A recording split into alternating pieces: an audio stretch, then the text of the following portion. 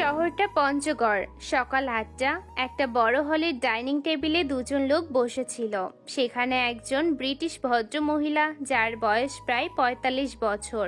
ফর্সা মুখ, প্রায় দুধের মতো, বাদামি চোখ, সোনালি চুল, এবং এই বয়সেও খুব সুন্দরী ছিলেন। যেন সে ৫০ বছরের মহিলা নয়, ২৫ বছরের মেয়ে। তিনি নিজেকে অনেক মেনটেন করত, সেটা সে মহিলাকে দেখেই বোঝা যায়। আর তার ঠিক সামনে একটা থ্রি পিস বিজনেস স্যুট পরা একটা ছেলে বসেছিল, যার বয়স প্রায় ২৮ বছর এবং দেখতে খুব স্মার্ট এবং আর ড্যাশিং। হালকা বাদামি, হালকা চুল, যা জেল দিয়ে সেট করা, বড় বড় কালো চোখ, লাল ঠোঁট, আর তার সাথে অ্যাংরি লুক। আর তার চারপাশে ৩-৪ জন চাকর দাঁড়িয়েছিল, ঠিক স্ট্যাচুর মতো।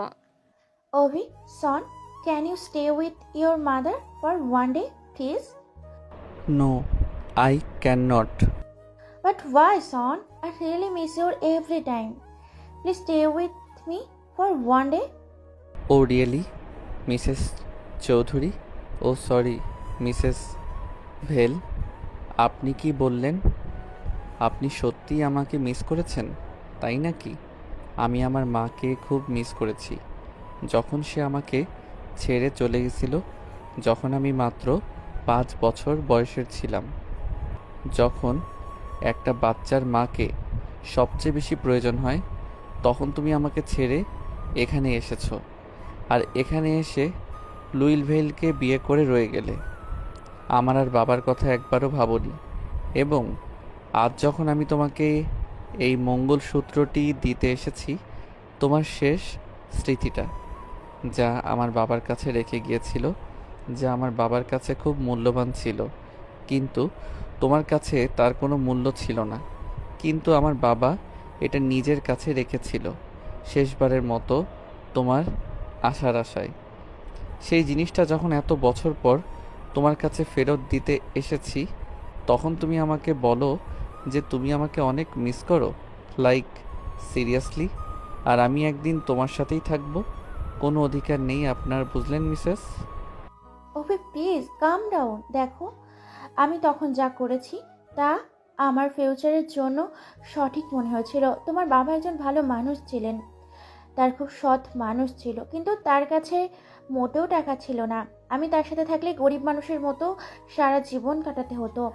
আর যখন আমি তার প্রেমে পড়েছিলাম এবং তাকে বিয়ে করেছিলাম, তখন আমার কাছে এটা এতটা কঠিন মনে হয়নি।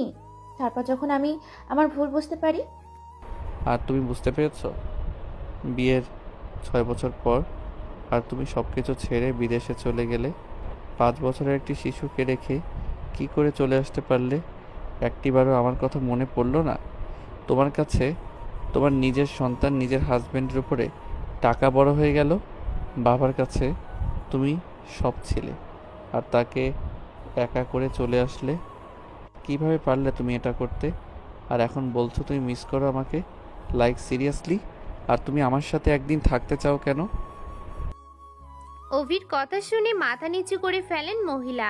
তখন কালো স্যুট পরা একজন লোক হলের মধ্যে আসে। অভিকে এক নজর দেখে মাথা নিচু করে বলে, বস, কলেজ থেকে ডিনের ফোন এসেছে। লেকচারের সময় হয়ে গেছে, আর কয়েক ঘন্টার মধ্যে আপনার প্রাইভেট জেট আপনাকে রিসিভ করতে এয়ারপোর্টে আসবে, যা ইন্ডিয়া যাবে। ঠিক আছে, ড্রাইভারকে বলো গাড়ি রেডি রাখতে, আমি আসছি। অভির কথা শুনে অ্যাসিস্ট্যান্ট হ্যাঁ সূচক মাথা নাড়িয়ে সেখান থেকে চলে যায়। অ্যাসিস্ট্যান্ট চলে যাওয়ার সাথে সাথে অভি মহিলাটির দিকে তাকায়, যে তখনও হতাশ হয়ে দাঁড়িয়েছিল। অভি সেই মহিলার দিকে পা বাড়িয়ে তার কাছে যায় আর তার দিকে এক নজর দেখে।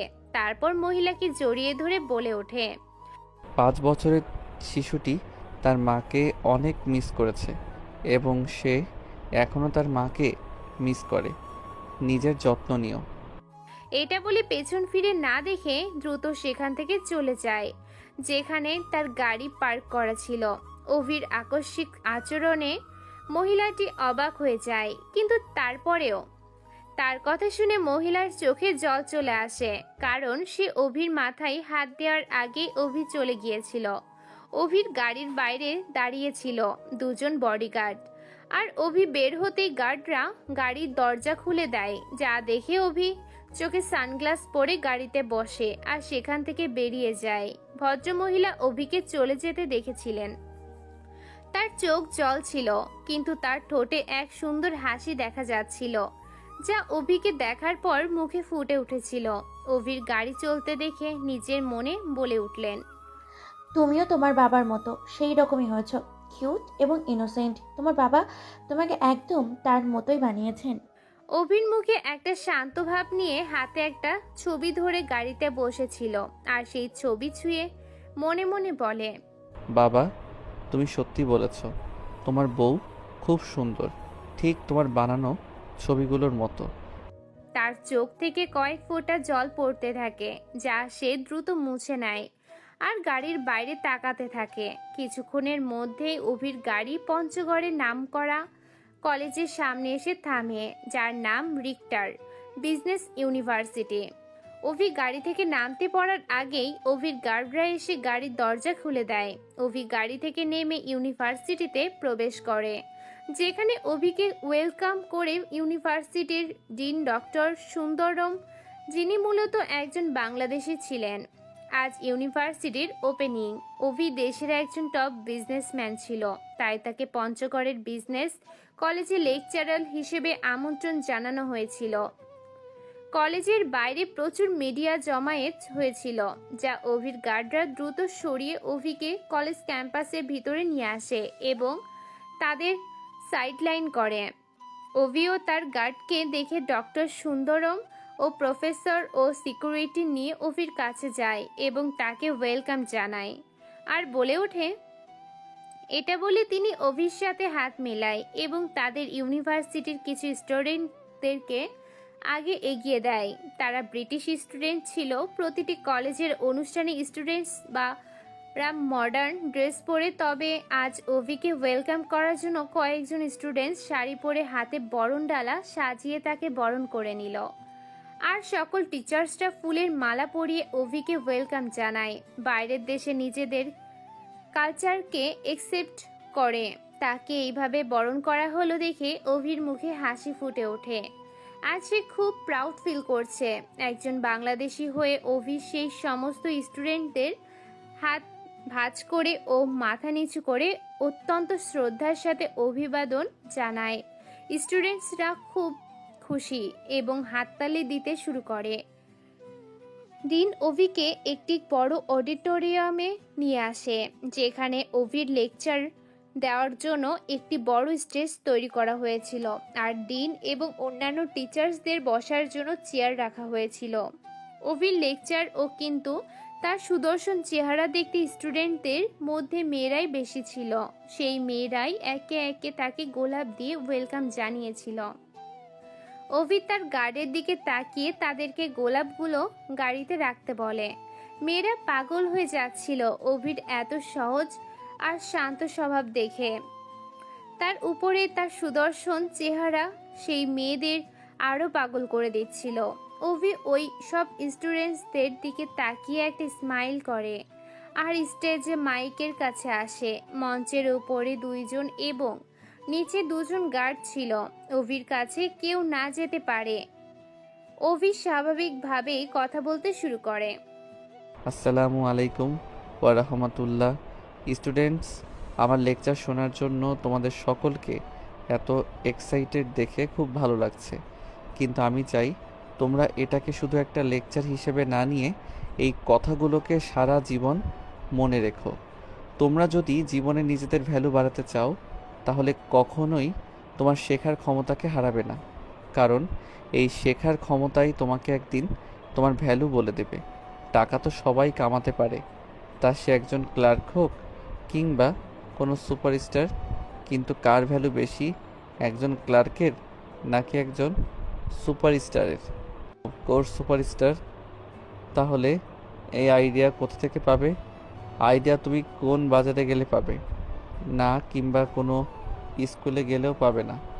বাজারে শুধু শাকসবজি পাবে আর স্কুলে শুধু বইয়ের জ্ঞানই পাবে, কিন্তু অভিজ্ঞতা থেকে আইডিয়া পাবে, যার একটাই শর্ত, তোমার শেখার ক্ষমতা এবং তোমার আগ্রহ। অতঃপর দিন আসে অভিকে সিকিউরিটি এবং গার্ডদের সাথে বাইরে পৌঁছে দিতে, আর অনেক শিফট গার্ডের সাহায্যে তাদের গাড়িতে তুলে দেয়। অভি গাড়িতে বসে এয়ারপোর্টের দিকে চলে যায়। অভির পার্সোনাল জেট আছে এবং সে এয়ারপোর্টে পৌঁছে তার পার্সোনাল জেটে করে বাংলাদেশে আসে। অভি এয়ারপোর্ট থেকে বাইরে আসার পর প্যালেসের থেকে আসা গাড়িতে বসে প্যালেসের উদ্দেশ্যে রওনা দিল। অভি নিজের গাড়িতে বসে গার্ডদের সাথে নিজের প্যালেসে যাচ্ছিল। ঠিক তখন তার গাড়িটি দাঁড়িয়ে পড়ে। অভি ড্রাইভারের পাশে বসা তার অ্যাসিস্ট্যান্টকে বলে, কি হলো, গাড়ি দাঁড় করলে কেন? রাস্তার উপর একটা বড় পাথর রেখে দিয়েছে, আমি গিয়ে দ্রুত সেটাকে সরাচ্ছি, আপনি গাড়িতে অপেক্ষা করুন। এটা বলে অ্যাসিস্ট্যান্টটি গাড়ি থেকে বার হয়ে রাস্তার উপর রাখা পাথরটিকে সরাতে চলে যায়। অভি গাড়ির ফ্রন্ট আয়না থেকে তাকে দেখতে লাগে। অভির গাড়ির পিছনেও আরও দুটো গাড়ি ছিল, যাতে তার গার্ডসরা ছিল। সেই গাড়ি থেকেও কিছু গার্ডস বার হয়ে সেই পাথরটিকে সরানোর জন্য যায়। অভি গাড়িতে শান্তভাবে বসে তার ফোনের দিকে তাকিয়েছিল। ঠিক তখনই জিন্স ও কুর্তি পরা একটি মেয়ে কোলে একটা বাচ্চা নিয়ে গাড়ির মধ্যে উঠে পড়ে। মেয়েটি অভিকে না দেখে বাচ্চাটিকে কোলে বসাতে বসাতে বলে, ড্রাইভার, তাড়াতাড়ি আমাকে সেন্ট মেরি আশ্রমে নিয়ে চলুন।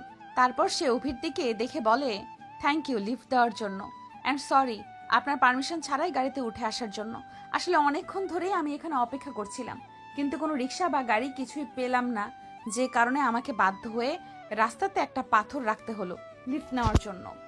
এখন যেহেতু আমি আপনার গাড়িতে উঠে গেছি, তাই আমি যতক্ষণ নাই বাচ্চাটিকে আশ্রমে নিয়ে আসতে পারি ততক্ষণ গাড়ি থেকে নামবো না। আর আপনি চাইলে আমার উপর রাগ করতে পারেন, কারণ আমি আপনার উইদাউট পারমিশন গাড়িতে উঠেছি।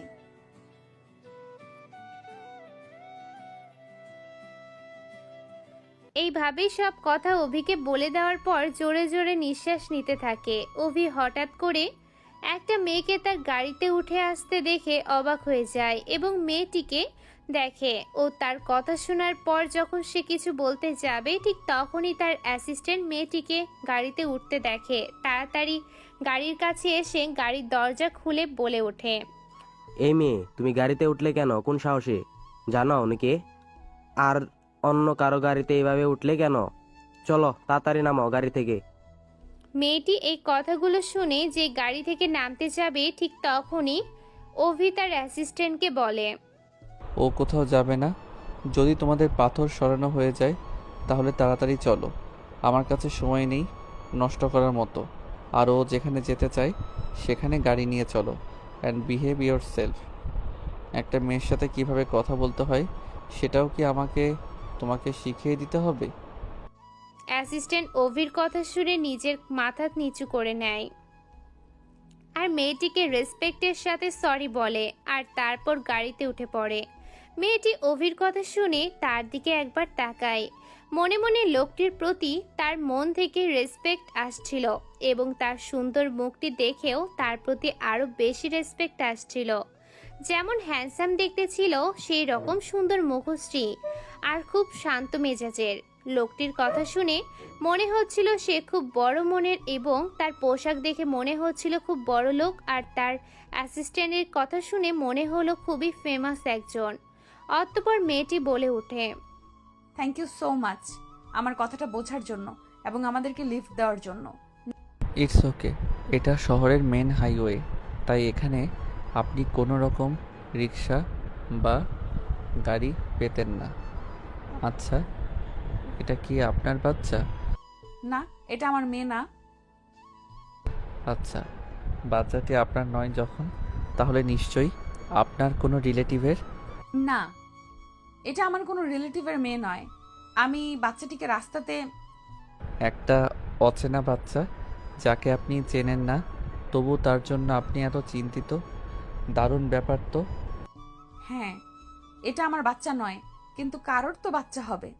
আর এটার মধ্যে তো দারুণ ব্যাপারের কিছু দেখছি না।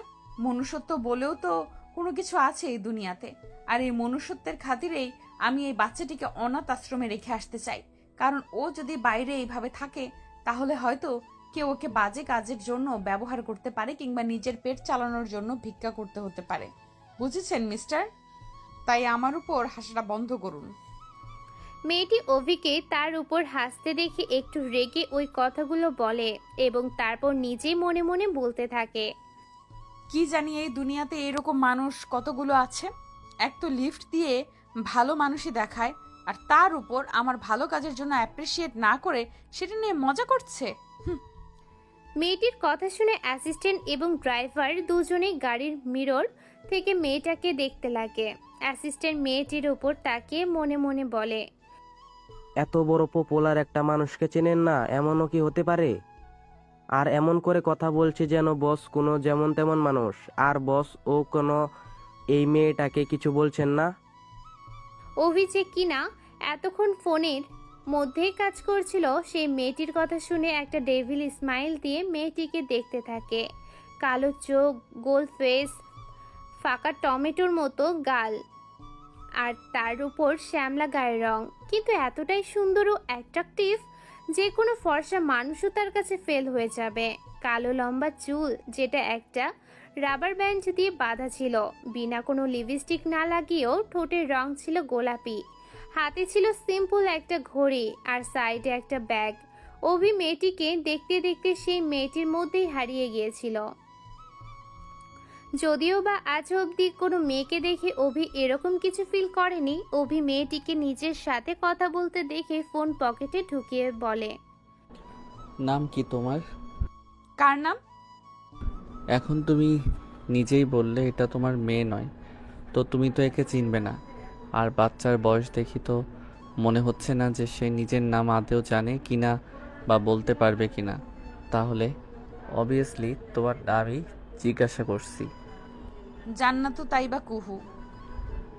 খুবই সুন্দর নাম তোমার।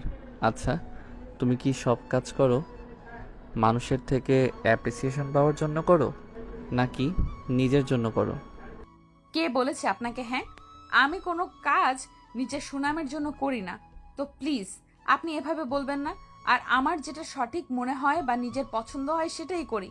অন্য কারোর থেকে কোনো অ্যাপ্রিসিয়েশন পাওয়ার জন্য আমি কিছু করি না। কেউ কি ভাবলো না ভাবলো সেটাতে আমার কোনো যায় আসে না। বুঝেছেন আপনি? হ্যাঁ, সাউন্ডস গুড। তাহলে আপনি এতটা রাগ কেন করছেন যে আপনি কোনো একটা ভালো কাজ করছেন এবং আপনাকে সেই জন্য আমি অ্যাপ্রিসিয়েট করিনি? মেয়েটি এবার অভির কথাগুলো শুনে চুপ হয়ে যায় আর অভির কথাগুলোকে ভাবতে থাকে। কেন ওই লোকটি আমাকে এভাবে বলল? কিন্তু ওই লোকটি যা বলেছে সবই ঠিক বলেছে। যতক্ষণ ওই লোকটি আমার সাথে কথা বলেনি ততক্ষণ আমার মনেও ছিল ওই মানুষটি দুনিয়ার সব থেকে ভালো একটা মানুষ। কিন্তু শুধুমাত্র এই জন্য ওই লোকটাকে আমার অপছন্দ হতে শুরু হলো যখন সে আমার ভালো কাজকে অ্যাপ্রিসিয়েট করলো না। কিন্তু তার কিছুক্ষণ আগে এসে ভেবেছিল সেই লোকটি সব থেকে ভালো মানুষ এবং তাকে লিফট দিয়েছে। কুহু এতক্ষণ অভির দিকে তাকিয়ে কথাগুলো ভাবছিল।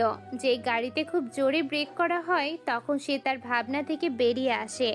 সামনে একটা বড় গেট, যার উপরে জল জল করছে অনাথ আশ্রম লেখা নামটি।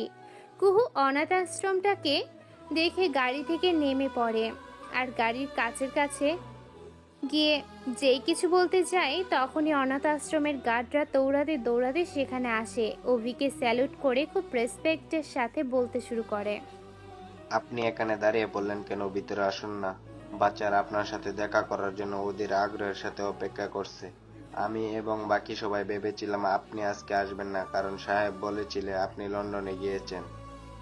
লন্ডনের কথা শুনে বাচ্চারা খুব দুঃখ পেয়েছিল আর ভেবেছিল তাদের প্রিয় অভিদাদা আজকে তাদের সাথে দেখা করতে আসবে না।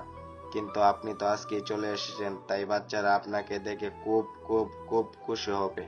বস, আমি জানি আপনিও বাচ্চাদেরকে ছেড়ে থাকতে পারেন না। ঠিক আছে, আপনি গেটটা খুলুন। অভি খুব সহজভাবেই কথাগুলো বলল এবং কুহুকে ইশারা করলো গাড়িতে উঠে বসার জন্য।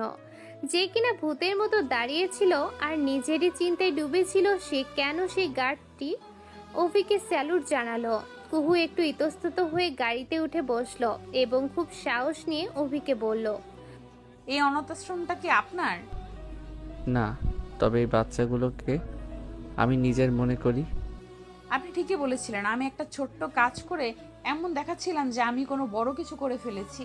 আর সেই কাজটা করার জন্য সবার থেকে প্রশংসাও পেতে চাইছিলাম, যে সবাই আমার এই কাজটার জন্য আমাকে অ্যাপ্রিসিয়েট করে।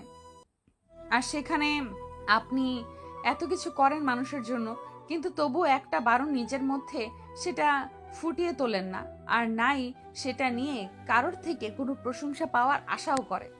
I am very sorry. আমি আমার ব্যবহারের জন্য আপনার কাছে ক্ষমা চাইছি মিস্টার অভি। অভি একটা মেয়েকে তার ভালো কাজ করার পরও বেশি শো অফ করার জন্য নিজের ভুলটা বুঝতে পেরেছে, সেটা ভেবে একটু হাসে আর ওর কোলে বসে থাকা নিষ্পাপ বাচ্চাটির দিকে তাকিয়ে বলে, ইটস ওকে মিস কুহু। এটা বলে অভি বাচ্চাটাকে দেখতে থাকে, যে কিনা এখনো কুহুর কোলে বসে আছে এবং তার দিকে মাসুমভাবে দেখছে। অভি কুহুর কথা শুনে ওর দিকে তাকায় আর সে তার চোখের মধ্যেই হারিয়ে যায়, আর সেটা সে বুঝতেই পারে না। কিন্তু যখন অ্যাসিস্ট্যান্ট গাড়ির দরজা খুলে তখন অ্যাসিস্ট্যান্টের কথা শুনে অভি তার খেয়াল থেকে বেরিয়ে আসে আর নিজের আশপাশটা দেখতে থাকে। অভি এটা দেখে নিজেকে বলে, কি হয়েছিল আমার? একটু আগে আমি ওই মেয়েটাকে দেখে এতটা অ্যাট্রাক্টেড ফিল কেন করছি? অভি নিজেকে এই কথাগুলো বলে দীর্ঘশ্বাস ফেলে, নিজেকে শান্ত করার চেষ্টা করে। অভি অ্যাসিস্ট্যান্টের দিকে তাকিয়ে বলে, ওই ম্যাডাম কোথায় গেছে? অ্যাসিস্ট্যান্ট অনাথ আশ্রমের গার্ডেনের দিকে ইশারা করে বলে, বস, উনি তো আপনাকে বারবার ডাকার চেষ্টা করেছিলেন, কিন্তু আপনি তো কোনো উত্তরই দিলেন না। তিনি বাচ্চাটাকে নিয়ে চলে গেলেন। অভি অ্যাসিস্ট্যান্টের কথা শুনে কুহুকে দেখতে লাগলো, যে বাচ্চাদের সাথে ধরাধরি খেলছিল এবং খুব জোরে জোরে হাসছিল। অভি কুহুর সেই হাসি মাখা মুখটা দেখে একভাবে তাকিয়ে থাকে। কুহু যখন বাচ্চাদের সাথে দৌড়াদৌড়ি করছিল তখন তার চুলগুলো হাওয়ার জন্য গালে এসে পড়ছিল। এছাড়া বাচ্চাদের সাথে হাসি মুখে কথা বলা এবং বিভিন্ন রকম মুখের ভঙ্গিমা করাটা অভির কাছে খুবই আকর্ষণীয় লাগছিল। এই সামান্য কিছুতেই কুহুকে কি সুন্দর লাগছে, তার সেই সুন্দর হাসিটি গার্ডেনের সৌন্দর্যটাকে আরো বাড়িয়ে তুলছিল। এইভাবে দেখতে দেখতে অভি আরো যেন কুহুর মধ্যেই হারিয়ে গেল। অভি দাদা, ও দাদা, দাদা শুনছো? কিছু বাচ্চা অভির গাড়ির সামনে এসে অভিকে দেখে ডাকতে লাগে। অভি যে কিনা নিজের চিন্তার মধ্যে ডুবেছিল, সে বাচ্চাদের আওয়াজ শুনে নিজের হুঁশে ফিরে আসে আর সামনে গার্ডেনে দাঁড়িয়ে থাকা কুহুকে দেখার সময় দেখতে পায় কুহু ও তার দিকে তাকিয়ে রয়েছে। এটা দেখে অভি একটু ভ্যাবাচাকা খেয়ে যায় আর কুহুর থেকে নিজের চোখটাকে সরিয়ে নিয়ে নিজের ধ্যানটা বাচ্চাদের উপর যায়। অভি সেই বাচ্চাগুলোকে দেখে একটা মিষ্টি হাসি দেয়। ওই বাচ্চাগুলোর মধ্যে একটা বাচ্চাকে নিজের কোলে তুলে নেয় আর তার মাথায় হাত দিয়ে বাচ্চাটাকে আদর করতে থাকে আর বলতে লাগলো, কেমন আছো তোমরা সবাই? আর পড়াশোনা কেমন চলছে তোমাদের? দাদা, তুমিও না কেন বারবার একই প্রশ্ন করো? তুমি তো জানো আমাদের সবার পড়াশোনা খুব ভালো চলছে, কারণ তুমি এত ভালো ভালো টিচার আমাদের জন্য রেখেছো। আর এবার তো তারা আমাদেরকে পাহাড়েও ঘুরতে নিয়ে যাবে, কিন্তু তার আগে একটা অনুষ্ঠান আছে যেখানে আমরা সবাই অংশগ্রহণ করব। আর সেই অনুষ্ঠানে আমরা আমাদের হাতে বানানো কিছু ড্রয়িং এবং এক্সিবিশন করব, আর সেটাই এখন প্রিপারেশন চলছে। আমরা জানি এই এক্সিবিশনটা তুমিও করাচ্ছো, যাতে আমাদের ট্যালেন্ট সবাই দেখতে পারে, আর তার থেকে যেটুকু উপার্জন হবে সেটা থেকে আমরা যাতে সেলফ ইন্ডিপেন্ডেন্ট হতে পারি। ঠিক বলছি না দাদা?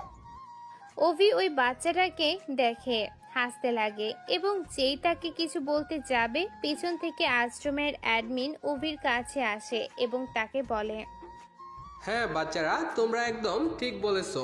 এটা অভিদাদাই করাচ্ছে, যাতে তোমাদের সবার ট্যালেন্ট সব মানুষরা দেখতে পারে। এটার ফলে না তোমরা খালি সেফ ইন্ডিপেন্ডেন্ট হবে, তার সাথে তোমাদের কনফিডেন্সও বেড়ে যাবে। এখন যখন তোমাদের অভিদাদা তোমাদের জন্য এত কিছু করছে, তাহলে তাকে একবার থ্যাংক ইউ জানাও। অ্যাডমিনের সাথে অনাথ আশ্রমের বাকি স্টাফরাও চলে আসে এবং বাচ্চাদের সাথে দাঁড়িয়ে থেকে একই সাথে সবাই অভিকে ধন্যবাদ জানাতে থাকে। অভি বাচ্চাদের এরকম মিষ্টিভাবে ধন্যবাদ জানানোর কথাটা শুনে হাসতে লাগে আর সবার দিকে তাকিয়ে বলে, আমার জন্য তোমাদের এই থ্যাংক ইউটা আমার কাছে তোমাদের এই পরিশ্রম হবে। তাই সবাই সবসময় মন লাগিয়ে পড়াশোনা করবে এবং তার সাথে তোমরা যেগুলো করতে ইচ্ছুক সেগুলো করতে থাকবে। আর সেদিনই তোমাদের এই ধন্যবাদটা আমার কাছে সার্থক হবে। হ্যাঁ, অবশ্যই করব দাদা। আমরা অনেক পরিশ্রম করব, অনেক মন লাগিয়ে পড়াশোনা করব, যাতে আমরা আমাদের নাম উজ্জ্বল করতে পারি। আর তার সাথে তোমার নামও উজ্জ্বল করব, কারণ আমরা যা কিছু সব সেটা তুমি পূর্ণ করেছো, সম্পূর্ণ তোমার জন্য। অভি হ্যাঁ সূচক মাথা নাড়ায় এবং তার বডিগার্ডের দিকে তাকিয়ে কিছু একটা ইশারা করে। বডিগার্ড অভির ইশারা বুঝতে পেরে গাড়ি থেকে অনেকগুলো গিফট নিয়ে আসে, যেটা কলেজ থেকে ডিন সহ অন্যান্য স্টুডেন্টরা তাকে দিয়েছিল। অভি গিফটগুলোকে সমস্ত বাচ্চাদের মধ্যে ভাগ করে দেয়। বাচ্চারা গিফট পেয়ে ভীষণভাবে খুশি হয়ে যায়, আর তাদেরকে এইভাবে খুশিতে দেখে অভির মনটা আনন্দে ভরে যায়। দূরে দাঁড়িয়ে কুহু অভিকেই দেখে যাচ্ছিল। তার অনাথ আশ্রমের বাচ্চাদের প্রতি এত ভালোবাসা দেখে তার মনে অভির প্রতি সম্মান অনেক বেড়ে যায়। হয়তো কুহুর মনে অভির জন্য একটা সফট কর্নার তৈরি হতে লাগে। অভির শান্তশিষ্ট ভদ্র ব্যবহারটা দেখে কুহুর খুব ভালো লাগে। খুব অভিকে বিনা চোখের পলক না ফেলে একভাবে অভিকে দেখে যাচ্ছিল। সমস্ত বাচ্চারা নিজেদের গিফট নিয়ে অভিকে থ্যাংক ইউ জানিয়ে অনাথ আশ্রমের স্টাফদের সাথে ভিতরে চলে যায়। অভির নজর কুহুর দিকে যায়, যেই কিনা এতক্ষণ তাকেই দেখছিল। অভি এবং কুহুর চোখাচোখি হয়। ও তাড়াতাড়ি করে নিজের চোখ সরিয়ে নেয়, তারপর অভির দিকে এগোতে থাকে। কুহুকে নিজের দিকে আসতে দেখে অভির হার্ট জোরে জোরে বিট করতে লাগে। কুহু একটু একটু করে অভির দিকে এগোতে লাগে, আর অভির যেন অস্থিরতা বেড়েই চলেছিল। এটা প্রথমবার ছিল যখন অভি কোনো মেয়েকে দেখে এরকম কিছু ফিল করছিল। তার হার্টবিট যেন নর্মালের চাইতে দ্বিগুণ বেড়ে গেছিল। সারা দুনিয়া যাকে দেখে ভয় পায়, আর সে কিনা আজ একটা মেয়েকে দেখে এভাবে অস্থির হচ্ছে। অতঃপর কুহু অভির কাছে এসে বলে ওঠে, আপনাকে দেখে কেউ বলতেই পারবে না আপনি এরকম একটি মানুষ। আপনাকে দেখে বোঝাই যায় না যে আপনার মধ্যে এত বড় একটা মন আছে, আর যে কিনা বাচ্চাদেরকে এত ভালোবাসে। আজকালকার দিনে আপনার মতো মানুষ দেখতেই পাওয়া যায় না, যে কিনা। প্রশংসা করার জন্য থ্যাংক ইউ মিস কুহু, কিন্তু কোনো মানুষকে এত তাড়াতাড়ি ভালো ভেবে নিতে নেই। কারণ যা তুমি এখন দেখছো সেটা হয়তো তোমার চোখের ভুলও হতে পারে। যদি তুমি সত্যি আমাকে চিনতে পারো তাহলে হতে পারে এখন তুমি যে প্রশংসাগুলো করলে হয়তো সেটার জন্য তোমাকে পস্তাতে হতে পারে। অভি কুহুকে দেখে ডেভিল স্মাইল দিয়ে কথাগুলো বলে, কিন্তু মনের কোনো কোনায় কুহুর মুখ থেকে নিজের প্রশংসা শুনে অনেক বেশি ভালো ফিল করছিল। কুহুর অভির কথা শুনে ভ্যাবলার মতো তার দিকেই তাকিয়ে থাকে আর তার কথাগুলোকে বোঝার চেষ্টা করে, কিন্তু কিছুই বুঝতে পারে না। অভির কুহুর মুখ দেখে বুঝতে পারে সে কোনো জটিলতার মধ্যে ডুবে আছে, তাই সেখান থেকে যেতে যেতে তাকে বলে, চলো, বাচ্চাটার জন্য কিছু ফর্মালিটি তোমাকে পূরণ করতে হবে। অভি এতটুকু বলে অনাথ আশ্রমে অ্যাডমিনের অফিসে চলে যায়। কুহু যে কিনা অভির কথার জালে ফেসে গেছিল, সে নিজের মাথাটা একটু ঝাঁকিয়ে অভির পেছনে যেতে লাগলো। আর কিছুক্ষণের মধ্যে সমস্ত ফর্মালিটিস পূরণ করে সে অনাথ আশ্রম থেকে বেরিয়ে আসে। অভিও কুহুর পিছন পিছন বাইরে বেরিয়ে আসে। কুহুকে বাইরে দাঁড়িয়ে থাকতে দেখে বলে ওঠে, চলো, তুমি যেখানে যেতে চাও সেখানে আমি তোমাকে ছেড়ে দিচ্ছি। থ্যাংক ইউ, কিন্তু আমি আর আপনাকে বিরক্ত করতে চাই না। এমনিতেই সকাল থেকে আমি আপনার অনেকটা সময় নষ্ট করে দিয়েছি, আর এই রাস্তা দিয়ে আমি অটো রিক্সা পেয়ে যাব, তাই আপনাকে আর চিন্তা করতে হবে না, আমি চলে যেতে পারবো। কুহু এতটুকু বলতেই তার সামনে একটা অটো চলে আসে, যেটা দেখে কুহু অভিকে বলে, আমি বলেছিলাম না, এই দেখুন অলরেডি এসে গেছে অটো, এবার আমি আসি। এতটুকু বলে কুহু একটা মিষ্টি হাসি দেয় এবং অটোতে গিয়ে উঠে পড়ে আর অভিকে সালাম দিয়ে ওখান থেকে চলে যায়। অভি কুহুকে চলে যেতে দেখে তার মনের মধ্যে কেমন একটা অস্থিরতা শুরু হয়। কুহু যে অটোতে করে যাচ্ছিল সেটার দিকেই অভি একভাবে দাঁড়িয়ে ওই অটোটিকে যেতে দেখছিল। অভির বডিগার্ড অভিকে কুহু যে অটোতে করে যাচ্ছিল সে অটোটাকে দেখতে থাকা দেখে বলে ওঠে, বস, ওই অটোতে বসে থাকা মেয়েটার পিছু নিতে হবে। হুম। বডিগার্ড অভির কথাটা শুনেই ভাবে হয়তো মেয়েটির গাড়ি পিছু নিতে হবে, তাই সে দেরি না করে গাড়ি স্টার্ট দেয় এবং সে অটোটিকে পিছু করার জন্য সেই দিকে ঘুরে। অভি গাড়ির আওয়াজ পেয়ে নিজের হুঁশে ফিরে আসে এবং বডিগার্ডকে রেগে বলে ওঠে, নো, ডোন্ট ফলো হার। অভির গাড়ির আওয়াজ শুনে বডিগার্ডটি তাড়াতাড়ি করে গাড়িটিকে ব্রেক করে। তাড়াতাড়ি করে গাড়ি থেকে বেরিয়ে এসে অভির সামনে দাঁড়িয়ে মাথা নিচু করে বলে, সরি বস, আমার মনে হয়েছিল আপনি ওই মেয়েটার পিছু নেওয়ার জন্য বলছেন। গাড়িতে উঠে বসো, আর বেশি নিজের মাথা কাজে লাগাতে হবে না। এতটুকু বলে অভি নিজের পকেট থেকে সানগ্লাসটা বার করে এবং পরে নেয় আর গাড়িতে উঠে বসে। অ্যাসিস্ট্যান্ট আগে থেকে গাড়ির দরজা খুলে রেখেছিল। অভিকে গাড়িতে উঠতে দেখে বডিগার্ড একটু দীর্ঘশ্বাস ফেলে। এরপর অভির গাড়ি চলতে থাকে। কিছুক্ষণ পর অভি ফোনে একটা ফোন আসে যেটাতে তার আঙ্কেলের নাম ভেসে উঠছিল। অভি ফোনটা রিসিভ করে বলে ওঠে, হ্যালো আঙ্কেল, কেমন আছো? হ্যাঁ, আমি ভালো আছি। খালি তোমাকে নিয়ে একটু চিন্তায় ছিলাম। তোমার মার সাথে দেখা করার পর সব ঠিক আছে কিনা তাই ফোন করলাম। হ্যাঁ ঠিক আছে আঙ্কেল, এখন আর আমার কোনো ফারাক পড়ে না যে কার সাথে আমার কিসের সম্পর্ক ছিল। ছোট থেকেই একা থেকেছি আর সব কাজ একাই করেছি, সেটা সোজা কিংবা কঠিন কাজ হোক। ছাড়ো এসব কথা, আর বলো কোম্পানির কাজ সব ঠিকভাবে চলছে তো? কোম্পানির কাজ সব খুব ভালোই চলছে, খালি এখন তোমার আসার অপেক্ষা। তুমি এসে একবার সব প্রিপারেশন নিজের চোখে দেখে নাও, তারপর বাচ্চাদের প্রোগ্রামের রিহার্সাল করানোর জন্য ডেকে নেওয়া হবে। তুমি যখন সব কিছু দেখে রেখেছো তাহলে সব ঠিকই থাকবে, আমার আর দরকার পড়বে না সেটা দ্বিতীয়বার দেখার। আর আজকে কিন্তু তোমাকে আমার সাথে প্যালেসে ডিনার করতে আসতেই হবে। হ্যাঁ অবশ্যই আসবো, কিন্তু একটা কথা বলবো অভি, আমার মনে হয় এবার তোমাকে বিয়েটা করে নেওয়া উচিত। আর কতদিন তুমি এভাবে একা একা নিজের জীবনটা কাটাবে? কোনো একজন সাথে তো থাকা যায় যাতে তোমার জীবনটা আরো সুন্দর হয়ে ওঠে। তুমি তোমার জন্য একটা মেয়ে দেখো, আর না হলে আমি তোমার জন্য মেয়ে খুঁজছি। বলো, এই ব্যাপারে তুমি কি বলতে চাও? তুমি দেখবে আমার জন্য মেয়ে, হ্যাঁ, ওই লম্বা পাওয়ালা মেয়ে যারা কিনা টাকা পয়সা জামা কাপড় আর মেকআপ ছাড়া আর কিছুই চেনে না, যারা কিনা আমার নাম শুনে আমাকে বিয়ে করতে চাইছে, আমাকে চিনে। তুমি প্লিজ ছাড়ো আঙ্কেল, তোমার সব পছন্দ আমার চেনা আছে। অভিকে হাসি মুখে এই কথাগুলো বলতে দেখে সব সময়ের মতো ভানু আঙ্কেল অভির দিকে তাকিয়ে এইভাবে দেখতে থাকে। এরপর অভি যখন চুপ হয়ে যেতে লাগে তখন তিনি বলেন, ঠিক আছে, আমার পছন্দ হোক না হোক, অন্তত তার জন্য তোমার মুখের হাসি তো ফুটলো। কত ভালো হতো যদি তুমি এইভাবেই হাসতে থাকতে। তোমার এই হাসি ভরা মুখটা আমি দেখার জন্য কতদিন ধরে অপেক্ষা করি। এইভাবে হাসতে থাকো অভি, সব সময় তোমাকে এভাবে হাসতে দেখলে খুব ভালো লাগে। আচ্ছা বলো তো, এভাবে আর কতদিন চলবে অভি? আমি জানি যে তুমি কেন বিয়ে করতে চাও না, কিন্তু জীবনটা এতটা ছোট না যে সময়ের সাথে সাথে এভাবেই কাটিয়ে দেওয়া যায়। কখনো না কখনো তোমাকে কারো দরকার পড়বেই। তোমাকে খুশিতে দেখতে চেয়েছিল তোমার দাদা। বলো, তুমি তার এই আশাটা পূরণ করবে তো? অভি তার ভানু আঙ্কেলের কথা শুনে একদম চুপ হয়ে যায় আর গাড়ির জানালা দিয়ে বাইরের দিকে দেখতে থাকে। ঠিক তখনই অভির চোখ যায় রাস্তায় দাঁড়িয়ে থাকা কুহুর দিকে, যে কিনা ফুচকাওয়ালার কাছ থেকে ফুচকা খাচ্ছে। তার সাথে কিছু ছোট ছোট বাচ্চা ছিল যারা একসাথে মিলে খুব আনন্দ করে ফুচকা খাচ্ছিল আর বাচ্চাগুলোর সাথে হাসতে হাসতে কিছু বলছিল। গাড়ি দাঁড় করাও।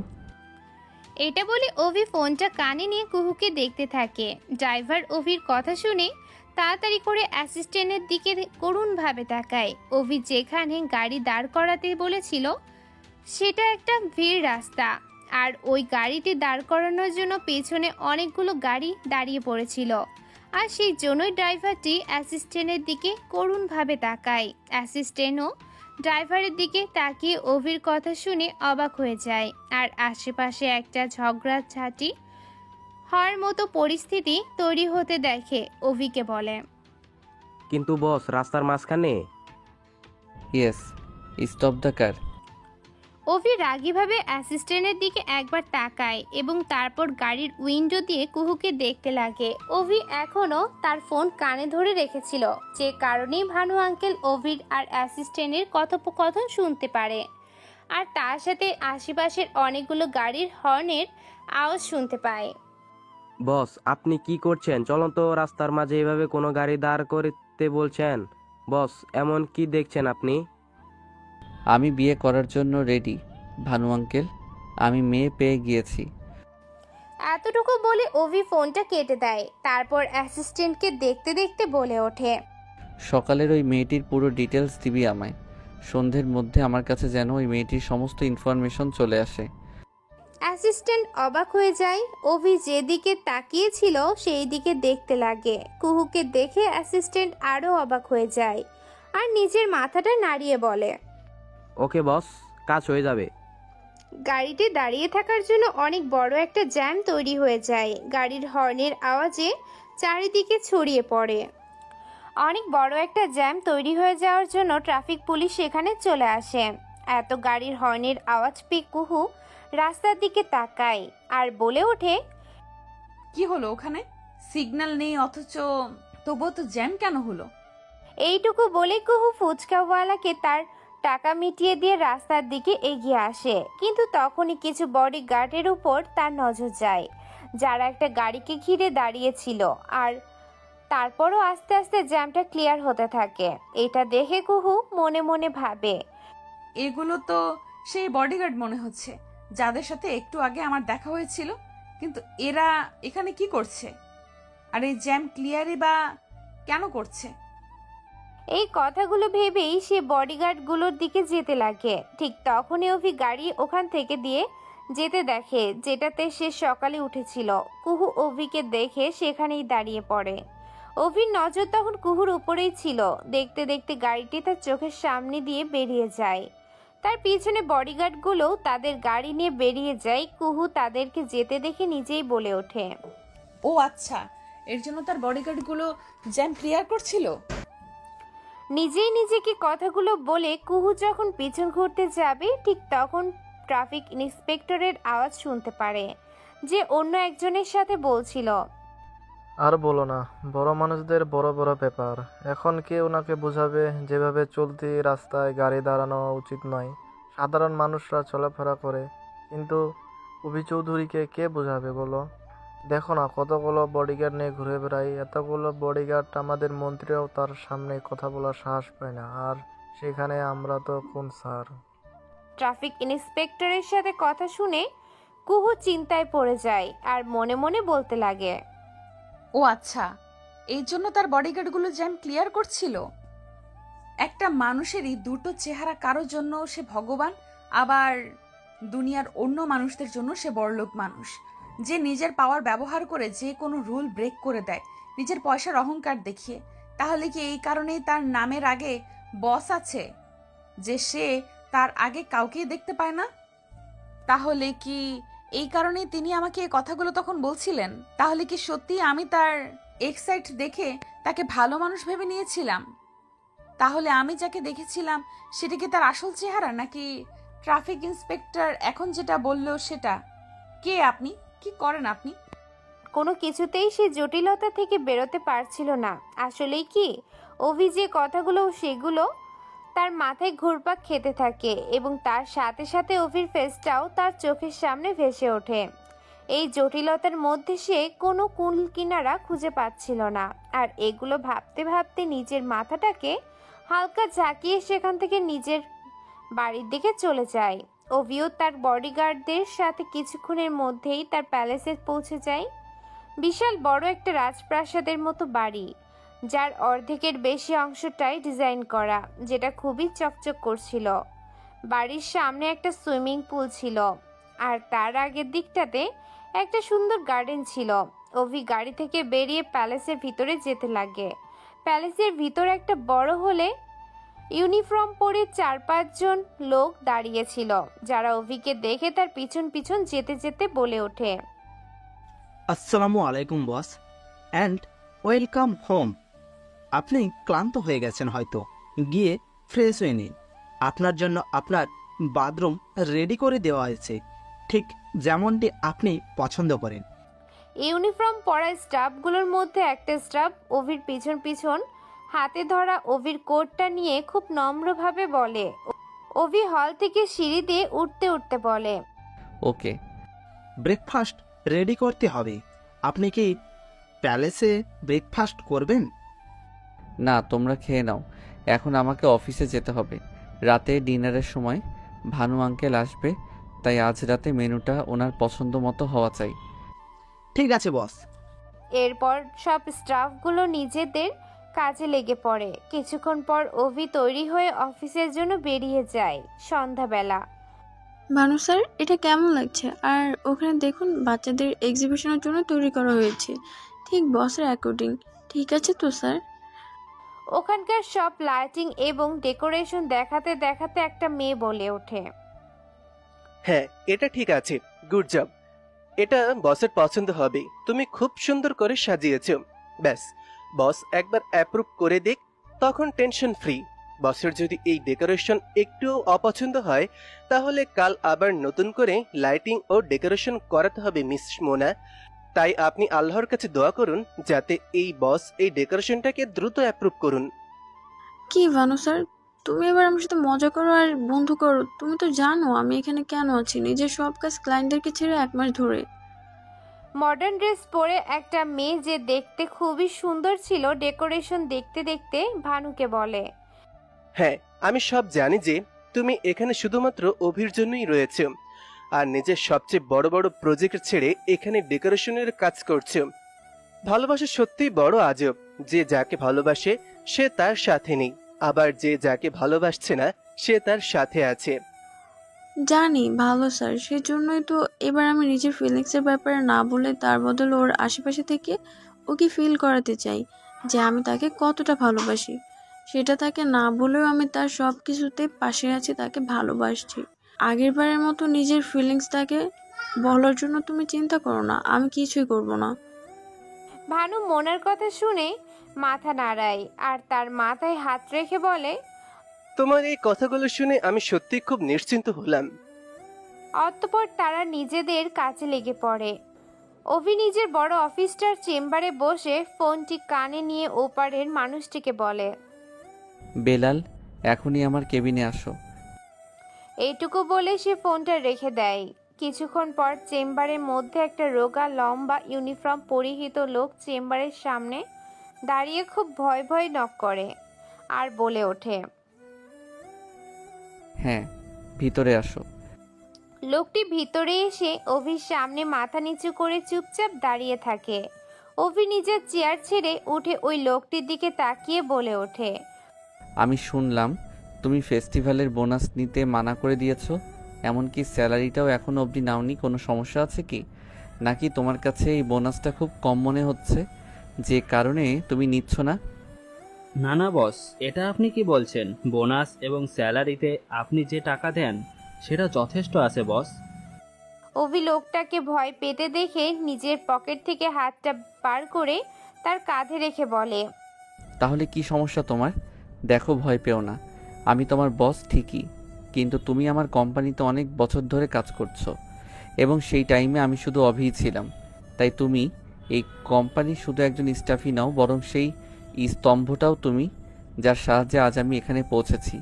তাই এখন তুমি তাড়াতাড়ি আমাকে বলো আসল ব্যাপারটা কি, আর এখন অবধি তুমি কোনো স্যালারি নাওনি কেন? এমনকি বোনাসটাও কেন নাওনি? বস, আপনি আমাকে যতটা সম্মান দিয়েছেন এটাই আমার কাছে যথেষ্ট। আর রইল স্যালারির কথা, সেটা তো আপনি আমাদের পরিশ্রমের থেকেও দ্বিগুণ বেশি দেন, যে টাকা দিয়ে আমি খুব ভালোভাবে নিজের পরিবারের খরচ চালাতে পারি, আর তার মধ্যে থেকে আমি কিছু টাকা সেভও করতে পারি। তাহলে সেখানে টাকার কমই কি করে আসতে পারে বস? আমার মেয়ে 2 দিন পর এখানকার সবচেয়ে বড় কলেজে ভর্তি হতে চলেছে। ওটাকে কি বলে MBA করবে, যার জন্য তার অনেকগুলো টাকা পয়সার দরকার পড়বে। ওর চোখে দেখা সেই স্বপ্নটা আমি পূরণ করতে চাই। তার কারণে এটা নয় যে আমি মালিক হতে চাই, তার কারণটা হচ্ছে এটা যে একদিন আমি আমার মেয়েকে দেখব বস হতে। আমি আমার মেয়ের এই স্বপ্নটা পূরণ তো সাহায্য করব, তার জন্য যতগুলো সমস্যা আসুক না কেন তার সামনে আমি ঢাল হয়ে দাঁড়িয়ে থাকব। অভি তার কথা শুনে কোথাও যেন হারিয়ে যায়। বেলালের মনের মধ্যে তার মেয়েকে নিয়ে এতটা ভালোবাসা দেখে নিজের বাবার সাথে কাটানো সময়গুলোর কথা মনে পড়ে যায়। কিভাবে তার বাবা ও তার স্বপ্ন পূরণ করার জন্য নিজের স্বপ্ন ভুলে গিয়ে তাকে সব সময় সাহায্য করত, শুধুমাত্র তার খেয়াল রাখার জন্য। ওদের চোখের জল চলে আসে। অভি বেলালের হাতটা নিচে করতে করতে বলে, খুব ভালোবাসো তুমি তোমার মেয়েকে, তাই না? বস, মেয়েরা হয় এতটা মিষ্টি, যে কোনো বাবা তাদের মেয়ের ভালো না বেসে থাকতে পারে না। অভি হ্যাঁ বলে মাথাটা নাড়িয়ে টেবিলের উপর থেকে খামটা নিয়ে বেলালের হাতে দিয়ে সেটার উপর হাত রেখে বলে ওঠে, তাহলে এটা রাখো আর নিজের বাবা হওয়ার দায়িত্ব পালন করো। এটা তোমার স্যালারি এবং বোনাসের থেকেও ডাবল আছে। আর এটা তোমার পরিশ্রমের টাকা, যেটা ডিউটি করে তুমি উপার্জন করেছো, তার জন্য তোমায় এটা আমি দিলাম। বেলাল অভির কথাটা শুনে হেসে সেই টাকাটা নিয়ে নেয় আর একবার অ্যাসিস্ট্যান্ট আর বডিগার্ডের দিকে তাকায় আর বলে ওঠে, ধন্যবাদ বস, আপনি খুব ভালো, আল্লাহ আপনার মঙ্গল করুক। এইটা বলে বেলালের চোখ থেকে বেরিয়ে আসা জলটাকে মুছে নিয়ে বাইরে বেরিয়ে আসে। অভি তাকে কেবিন থেকে যেতে দেখে, একটা লম্বা শ্বাস নেয় আর বডিগার্ডের দিকে তাকাতে তাকাতে সে নিজের চেয়ারে গিয়ে বসে এবং বলে ওঠে, কাজ হয়েছে, যেটা করতে বলেছিলাম। বস আসলে একটা ছবি অভির টেবিলের উপর রেখে অ্যাসিস্ট্যান্ট বলে। অভি টেবিলের উপর থেকে ফটোটা তুলে দেখে যেটা কুহুর ছিল। ফটোটা হাতে নিয়ে সামনে দাঁড়ানো অ্যাসিস্ট্যান্টকে বলে ওঠে, বস, মিস কু কলকাতায় থাকেন, নিজের খরচাতে পড়াশোনা করছেন, আর ওনার স্বপ্ন কলকাতার একজন সাকসেসফুল বিজনেস ওমেন হওয়ার। আর তার জন্য তিনি নামি কলেজ থেকে MBA পড়তে চান। আর খুব মুশকিলের পর ওইখানকার প্রফেসরের হেল্পে ফর্ম ফিল আপ করতে সক্ষম হন, যিনি তার বন্ধু বিকাশের বাবা হন। মিস কুহুর দুটি বন্ধু রয়েছে, একজন হলেন বিকাশ আর একজন হলো নীলিমা। দুজনেই কলকাতায় থাকে। মিস কুহু একজন মিডল ক্লাস ফ্যামিলির, যার মা মারা গিয়েছেন এবং তিনি তার বাবার সাথে থাকেন। আর তার বাবা, আমি তোমাকে থামতে বলিনি, আগে বলো তার বাবা হোয়াট? বস আসলে মিস কুহুর বাবা, তার বাবার নাম বেলাল। So what? অ্যাসিস্ট্যান্ট অভির এত নর্মাল একটা রিয়াকশন দেখে খুবই চিন্তায় পড়ে যায়। হয়তো তার কথাটা তার বস ঠিক করে শুনতে পায়নি, তাই জন্যই তিনি এত শান্তভাবে কথাটা বললেন। নিজের মনের মধ্যে কথাগুলো বলতে বলতে অ্যাসিস্ট্যান্ট মুখের উপর লেগে থাকা খামটা মুছে সে আবার বলে ওঠে, বস আসলে বেলাল আর কেউ নয়, আপনার কোম্পানির। অ্যাসিস্ট্যান্ট তার কথাটা পুরো করার আগেই অভি তার কথার মাঝখানে খুবই কঠিনভাবে বলে ওঠে, তো কি হয়েছে যদি সে আমার কোম্পানির স্টাফ হয়? সে কি মানুষ নয়? নাকি তার বাঁচার কোনো অধিকার নেই? বলো, তার কাজটা কি খুব ছোট, নাকি এই কাজটা করলে তাদেরকে মানুষ বলে ধরা হবে না? অ্যাসিস্ট্যান্ট অভিকে রেগে যেতে দেখে নিজের এই নিচু চিন্তা ভাবনার জন্য খুবই লজ্জিত বোধ করে আর মাথাটা নিচু করে নেয় আর বলে ওঠে, না বস। অভি অ্যাসিস্ট্যান্টের কথা শুনে এটা বুঝতে পারে যে সে কথাটা বলে খুবই লজ্জাবোধ করছে। তারপর সে নিজের চেয়ার থেকে উঠে অ্যাসিস্ট্যান্টের কাছে গিয়ে তার নিচু করা মাথাটা হাত দিয়ে উপরে উঠিয়ে নরমভাবে বলে ওঠে, কোনো কাজই ছোট বা বড় হয় না, আর না আমাদের কাজ আমাদের মূল্য বলতে পারে। কারণ যে কাজটা কষ্ট এবং পরিশ্রমের সাথে করা হয়, সেই কাজটা কোনোদিনও ছোট হয় না।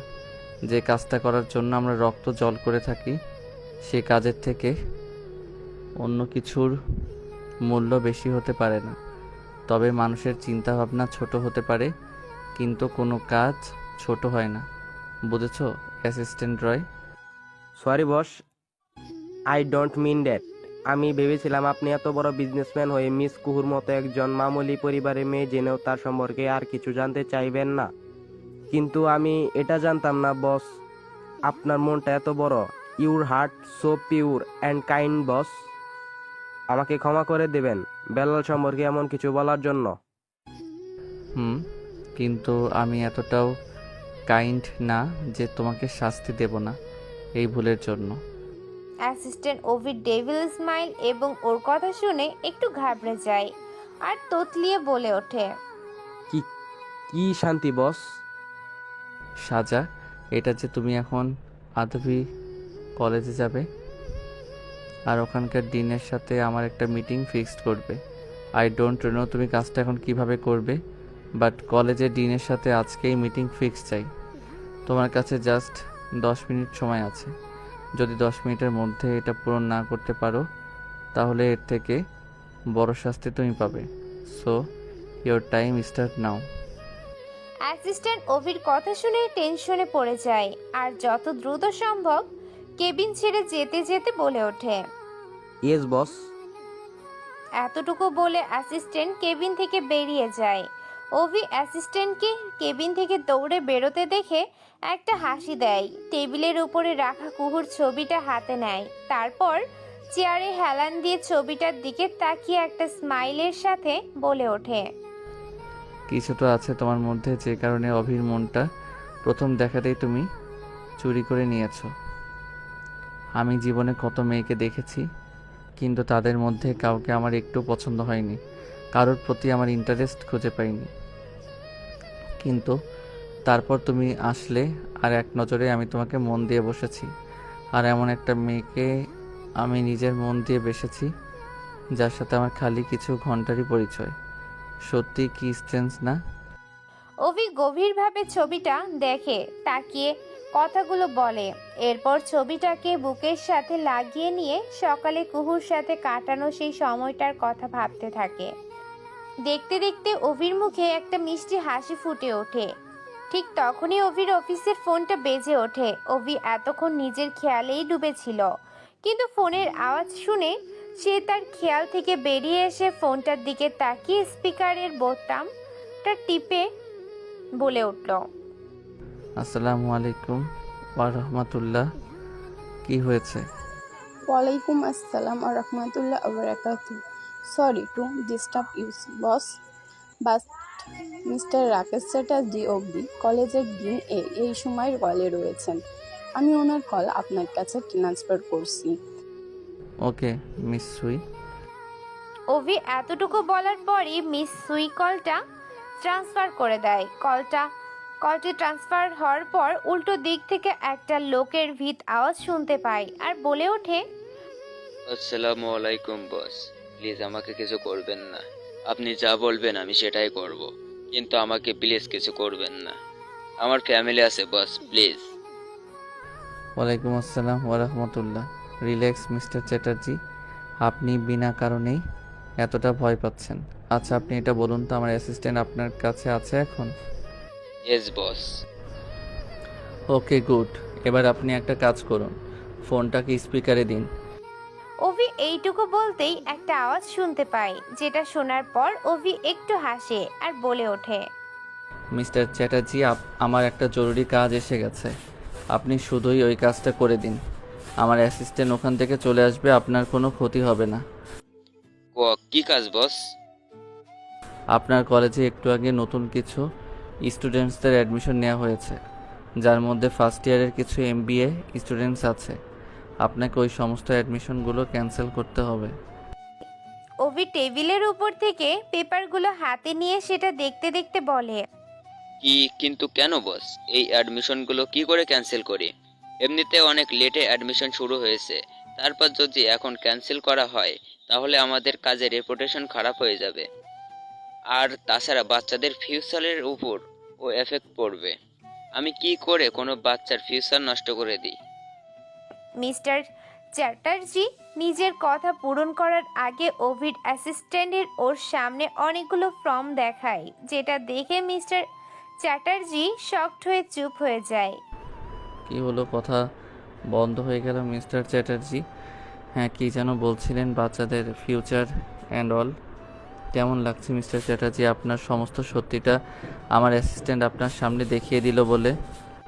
আপনি এত বড় বড় ডোনেশন নিয়ে ওই সমস্ত বড় লোকের বিগড়ে যাওয়া বাচ্চাগুলোর অ্যাডমিশন দিচ্ছেন, তাহলে যারা ওই সিটগুলো সত্যি ডিজার্ভ পরে তাদের সাথে আপনি অন্যায় করছেন না, তাদের ফিউচার নষ্ট হচ্ছে না এতে, তখন আপনার কলেজের রেপুটেশন খারাপ হচ্ছে না। তাই তোমাকে যে কাজটা বলা হচ্ছে সেটা ঠিক করে করো। অভির ফোন রাখার পর অ্যাসিস্ট্যান্ট নিজের ফুল অ্যাকশন শুরু করে। বডিগার্ডগুলোকে সে কিছু ইশারা করে। তখনই রাকেশ ভীত হয়ে বলে ওঠে, হ্যাঁ হ্যাঁ হ্যাঁ বস, কাজ হয়ে যাবে। কালই আমি অ্যানাউন্সড করে দেব অ্যাডমিশন ক্যান্সেল হয়ে যাওয়ার ব্যাপারটা। প্লিজ আমাকে কিছু করো না বস। অ্যাসিস্ট্যান্ট মিস্টার রাকেশের কথা শুনেই ওখানে রাখা সমস্ত ফোন এবং ডকুমেন্টগুলো তার সাথে নিয়ে বডিগার্ডগুলোর সাথে সেখান থেকে বেরিয়ে যায়। অভি ফোনটা কাটার পর তার কেবিনে কেউ নক করে। এরপর উনি নিজেকে একটু শান্ত করে বলে ওঠে, ইয়েস কামিং। অভি টেবিলের ওপর রাখা ফটোটা নিজের কোটের মধ্যে ঢুকিয়ে নিয়ে দরজার দিকে তাকায়। একটা ফর্মাল শার্ট অ্যান্ড প্যান্ট পরা মেয়ে হাতে পায়ে নিয়ে কেবিনে ঢোকে। অভি ল্যাপটপ অন করে একবার ওই মেয়েটির দিকে তাকিয়ে বলে ওঠে, ইয়েস মিস সুজি। সেই মেয়েটির চোখে চশমাটা ঠিক করতে করতে একটু ভয় ভয় বলে ওঠে, বস সবাই মিটিং রুমে চলে এসেছে, আপনাকে সেটাই ইনফর্ম করতে এসেছিলাম। অভি মিটিংয়ের কথা শুনে নিজের হাতে পড়া ঘড়িটার দিকে একবার তাকায়। তারপর ল্যাপটপ বন্ধ করে দাঁড়িয়ে বলে ওঠে, হ্যাঁ চলো। এইটুকু বলে অভি কেবিন থেকে বাইরে বেরিয়ে আসে। অভিকে যেতে দেখে তাড়াতাড়ি করে সুজি তার পিছন পিছনে যেতে লাগে। অভি 3rd ফ্লোরে মিটিং রুমে পৌঁছায় এবং তার চেয়ারে গিয়ে বসে। অভিকে দেখে সব স্টাফরা দাঁড়িয়ে পড়ে। তারপর অভি বসলে তারা সবাই নিজেদের জায়গায় বসে পড়ে। মিস সুজি, যে এতক্ষণ অভির পিছন পিছন আসছিল, সেই সাইডে দাঁড়িয়ে হাতে ধরা ফাইলটা অভির সামনে রাখে। অভি এক নজর ফাইলটা দেখে নিয়ে তারপর সবার উদ্দেশ্যে বলে ওঠে, আজ আমি আপনাদেরকে এখানে কোনো বিজনেস ডিসিশনের জন্য ডাকিনি। আজ আমি আপনাদেরকে এটা বলতে দেখেছি যে কাল বাচ্চাদের অনাথ আশ্রমে এক্সিবিশনের প্রোগ্রামটা হতে চলেছে। তাই আপনারা আপনাদের সমস্ত ফ্যামিলি মেম্বারদেরকে নিয়ে ওখানে যাবেন এবং বাচ্চাদের বানানো প্রজেক্টগুলো কিনবেন এবং বাচ্চাদেরকে উৎসাহিত করবেন। আর আমাদের কোম্পানির যতগুলো ইনভেস্টর আছে তাদের কাছে প্রোগ্রামের ইনভিটেশন কার্ড পৌঁছে দেবেন। ওকে এভরিওয়ান। স্যার আমাদের কোনো সমস্যা নেই, আমরা সবাই টাইমের মধ্যে পৌঁছে যাব। ওকে গুড, কারোর কোনো সমস্যা হওয়ারও কথা নয়। এইটুকু বলে অভি মিটিং রুম থেকে বেরিয়ে বাইরে আসে এবং তার পেছন পিছনে মিস সুজি অভিকে ফলো করে। অভি রুম থেকে বেরোনোর পর সব স্টাফগুলো যেন ভালো করে নিঃশ্বাস নিতে থাকে। এরপর চেয়ারের উপর বসতে বসতে বলে ওঠে, বসকে দেখলে আমাদের যেন নিঃশ্বাস আটকে যায়। এটাই বুঝতে পারি না যে আমরা নিজেদের শ্বাস নেব নাকি তার কথা শুনবো। পুরো মহলটাই যেন একটা আলাদা ভয়াবহ হয়ে ওঠে। শাট আপ ইউ ডাফার, তুমি তো খালি এতটুকুই দেখো যে টেনশন বেড়ে যায়, কিন্তু এই যে আমরা মেয়েদেরকে জিজ্ঞাসা করো একটু আমাদের উপর দিয়ে কে কি যায়। যখন তাকে আমরা কয়েক মাস অব্দি আমাদের অফিসে দেখতে পারি না, তখন আমাদের মনের উপর দিয়ে কি যায় তাকে একটাবার দেখার জন্য আমরা কিভাবে ছটফট করি। উফ, কি দেখতে, সত্যি যেন কোনো প্রিন্স। কি বডি, কি পার্সোনালিটি। আমি তো ওনার প্রেমে ঘায়েল হয়ে গেছি। যখন সামনে আসে তখন যেন রুমের টেম্পারেচারই বাড়িয়ে দেয়। খুব সুন্দর দেখতে একটি মেয়ে মুখের উপর হাত রেখে অভি যে দরজা দিয়ে বেরিয়ে গেল সেই দরজার দিকে তাকিয়ে বলে ওঠে, তোমাদের আবার হয়েছে নাকি আর কিছু ফালতু কথা তোমাদের বলার বাকি আছে? ভুলে যাচ্ছ, এটা মিটিং রুম যেখানে সিসিটিভি ক্যামেরাও ফিট করা আছে, যেটা বসের কেবিন থেকে ডাইরেক্ট অপারেটর করা হয়। যদি এটা না ভুলে গিয়ে থাকো তাহলে আবারও মনে করিয়ে দিলাম। যদি এটা না চাও বস আজ তোমাদের এই কোম্পানি থেকে বার করে দিক, তাহলে এখনই বেরিয়ে আসো। শেষে এটা না হয় যে বডিগার্ডটা এসে আমাদেরকে এই রুম থেকে বাইরে বের করে দিচ্ছে। So let's go. Yes manager Maisha. এই কথাটা বলে মেয়েগুলো বেরিয়ে যায়। তার সাথে সাথে বাকি আরো যারা ছিল তারাও চলে যেতে লাগে। অভি মিটিং রুম থেকে বেরিয়ে সোজা অফিসের বাইরে চলে আসে এবং বেসমেন্টের দিকে যেতে লাগে।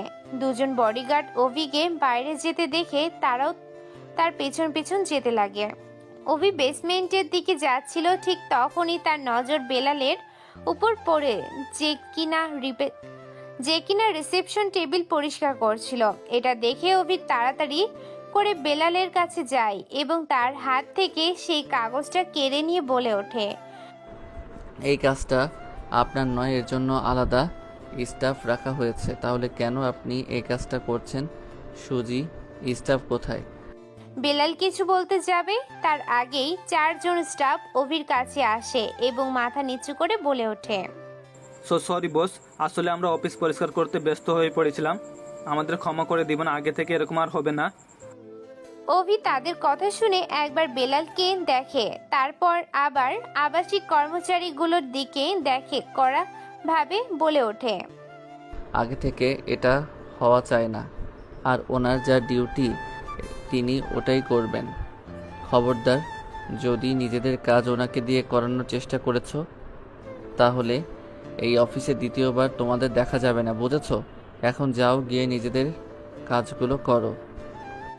এই কথাগুলো বলে অভি স্টাফদেরকে দেখতে থাকে। স্টাফগুলো অভির কথা শুনে তাড়াতাড়ি করে নিজেদের কাজে লেগে পড়ে। আর বেলাল অভির কাছে ক্ষমা চাইতে গেলে অভি বলে ওঠে, দেখুন, আমি চাই না আপনি আপনার ডিউটি ছাড়া অন্য কোনো কাজ করুন। আমি এটা একদমই পছন্দ করি না। কেউ নিজের রেসপন্সিবিলিটি অন্য কারোর উপর চাপিয়ে দিক। আই হোপ আপনি বুঝতে পেরেছেন। বেলাল অভির এরকম রূপ দেখে অবাক হয়ে কিছু বলতে পারেন না, যে কারণে সে নিজের মাথা দাঁড়িয়ে হ্যাঁ বলে। কারণ এই প্রথমবার অভিকে একটু অন্যরকম লাগে বেলালের কাছে। বেলাল মনে মনে ভাবেন, বসের কি হয়েছে? সকাল অবধি তো সবই নর্মাল ছিল, তাহলে হঠাৎ করে এমন কি হলো বস? আমার সাথে কথা বলার জন্য এতটা ইতস্ত বোধ করছে। হয়তো বসের শরীরটা ঠিক নেই, এই জন্য ওনার মুখে এত ঘাম। ঠিক আছে, খুব ভালো হয়েছে আপনি বুঝে গেছেন। আসলে আমি বলছিলাম কি, কাল সন্ধেবেলা আপনিও আপনার ফ্যামিলি নিয়ে কালকের অনাথ আশ্রমের প্রোগ্রামটাতে আসবেন। বাকি সব স্টাফরাও আসবেন, তাই আপনিও আপনার ফ্যামিলি নিয়ে আসলে খুব ভালো লাগবে আমার। আপনি আসবেন তো আপনার ফ্যামিলিকে নিয়ে? অভি এদিক ওদিক তাকাতে তাকাতে বেলালকে এই কথাগুলো বলে। আসলে অভি কিছু লোকাচ্ছিল, যে কারণে সে এদিক ওদিক তাকাচ্ছিল। বেলাল এতক্ষণ নিজের ভাবনাগুলোর মধ্যে পেঁচিয়ে যাচ্ছিল, কিন্তু অভি নিজে এসে তাকে প্রোগ্রামে যাওয়ার জন্য ইনভাইট করছে। এটা দেখে রীতিমতো শকড হয়ে যায়, কিন্তু তবুও নিজের মাথা নাড়িয়ে হ্যাঁ বলে। অভি কথাটা শুনে খুব খুশি হয়ে যায় এবং হালকা একটা স্মাইলের সাথে বলে ওঠে, ধন্যবাদ ইউ। আমি সেদিন আপনার এবং আপনার ফ্যামিলির সাথে দেখা করার অপেক্ষায় থাকব। আচ্ছা, আমি তাহলে এবার আসি। সন্ধেবেলায় আপনার বাড়িতে গাড়ি পৌঁছে দেব, যাতে প্রোগ্রামে আসতে আপনার এবং আপনার পরিবারের কোনো অসুবিধা না হয়। ইসমাইলের সাথে কথাটা বলে একবার বেলালকে দেখে অভি সেখান থেকে চলে যায়। অভিকে এত খুশি হয়ে যেতে দেখে বেলাল তার দিকে দেখতেই থাকে। যে অভির সাথে কথা বলতে মানুষ ঘাবড়ে যায়, ভয় পায়, আর আজ সেই অভি তার সাথে কথা বলতে গিয়ে ঘাবড়ে যাচ্ছিল। এটা ভেবে বেলাল ভীষণভাবে অবাক হয়। অভিকে আজ পর্যন্ত কেউ হাসতে দেখেনি, সেখানে অভি তার সাথে হেসে হেসে কথা বলছিল। এটা ভেবে সে যেন নিজের চোখকে বিশ্বাসই করতে পারছিল না।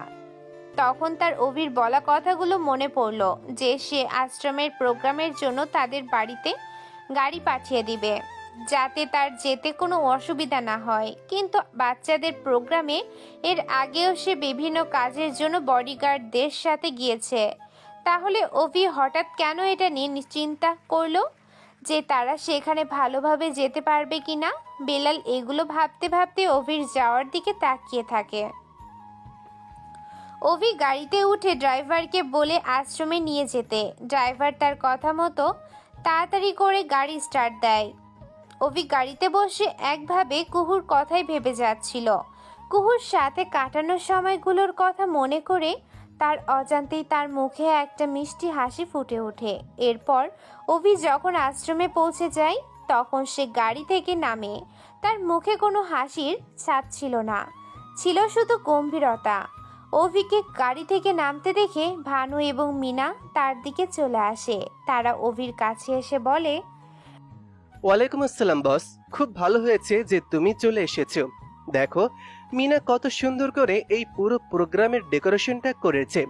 আশা করছি তোমার ওর কাজটা খুব ভালো লাগবে। বস, তোমার কেমন লাগলো এবার বলো? ওয়ালাইকুম আসসালাম ওয়া রাহমাতুল্লাহি। নাইস। ভানু আর মিনা দুজনেই অভির মুখে নাইস কথাটা শুনে ভীষণভাবে খুশি হয়ে যায় এবং একে অপরের দিকে তাকিয়ে দেখে। অতঃপর অভি বলে ওঠে, ভালো ডেকোরেশন করেছো তুমি, ধন্যবাদ ইউ। মিনা অভির মুখে ধন্যবাদ ইউ কথাটা শুনে এতটাই কতগত হয়ে যায় যে যখনই তাকে ওয়েলকাম বলতে যাবে কিন্তু অভির ইগনোরেন্স দেখে তার কথাটা মুখেই থেকে যায়। কিন্তু তবুও মুখের ওই ফ্যাকাশে ভাবটা কাটিয়ে একটা হাসি ফুটিয়ে অভিকে দেখতে থাকে, যে ভানুর কাঁধে হাত রেখে কথা বলছিল। কথাগুলো হচ্ছে, ভানু আঙ্কেল, তোমার কাজ হয়ে গেলে চলো আমার সাথে, কারণ তুমি আজকে বলেছিলে আমার সাথে ডিনার করবে, মনে আছে তো? ইয়েস বস, মনে আছে আমার। আপনার কথা ভুলে যাব সেটা কি করে হতে পারে? আর আপনার কথা অমান্য করা তো মানে তো মহাপাপ, সেটা আমি কি করতে পারি?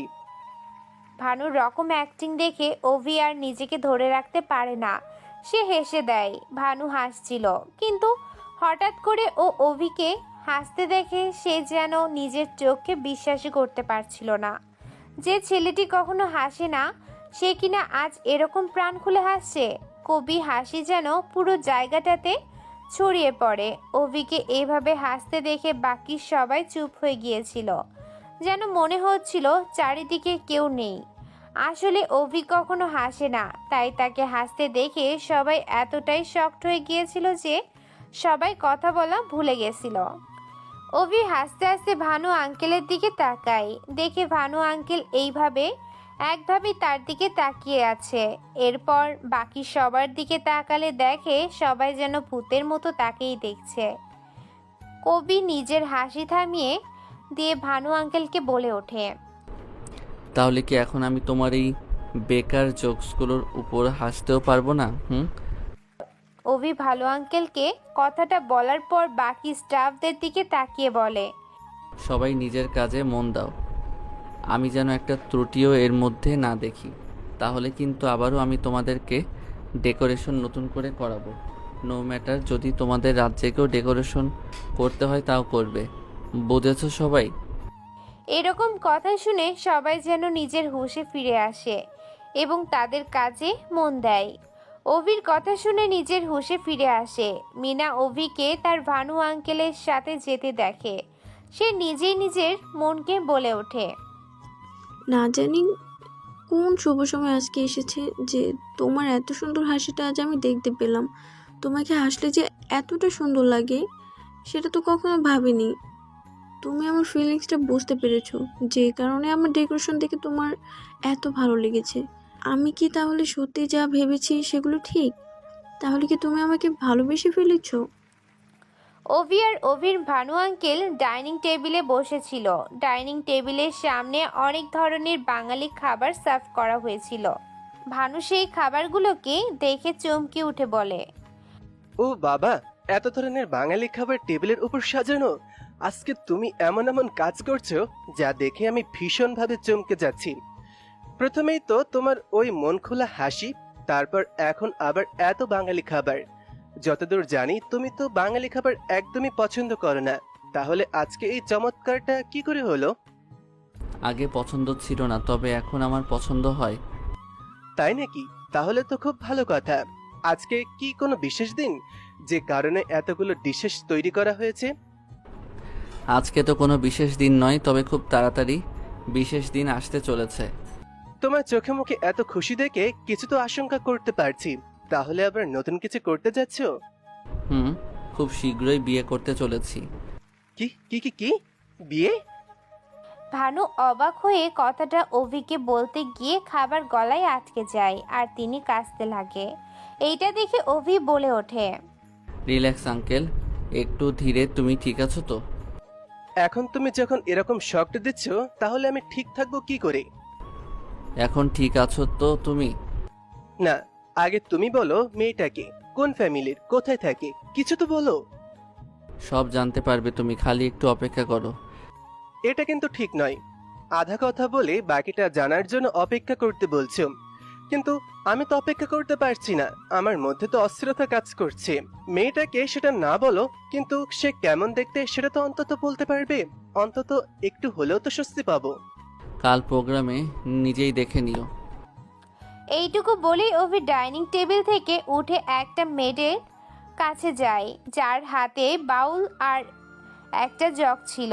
অভি সেখানে হাত ধরে নিয়ে হাতটা মুছে গার্ডেনের দিকে চলে যায়।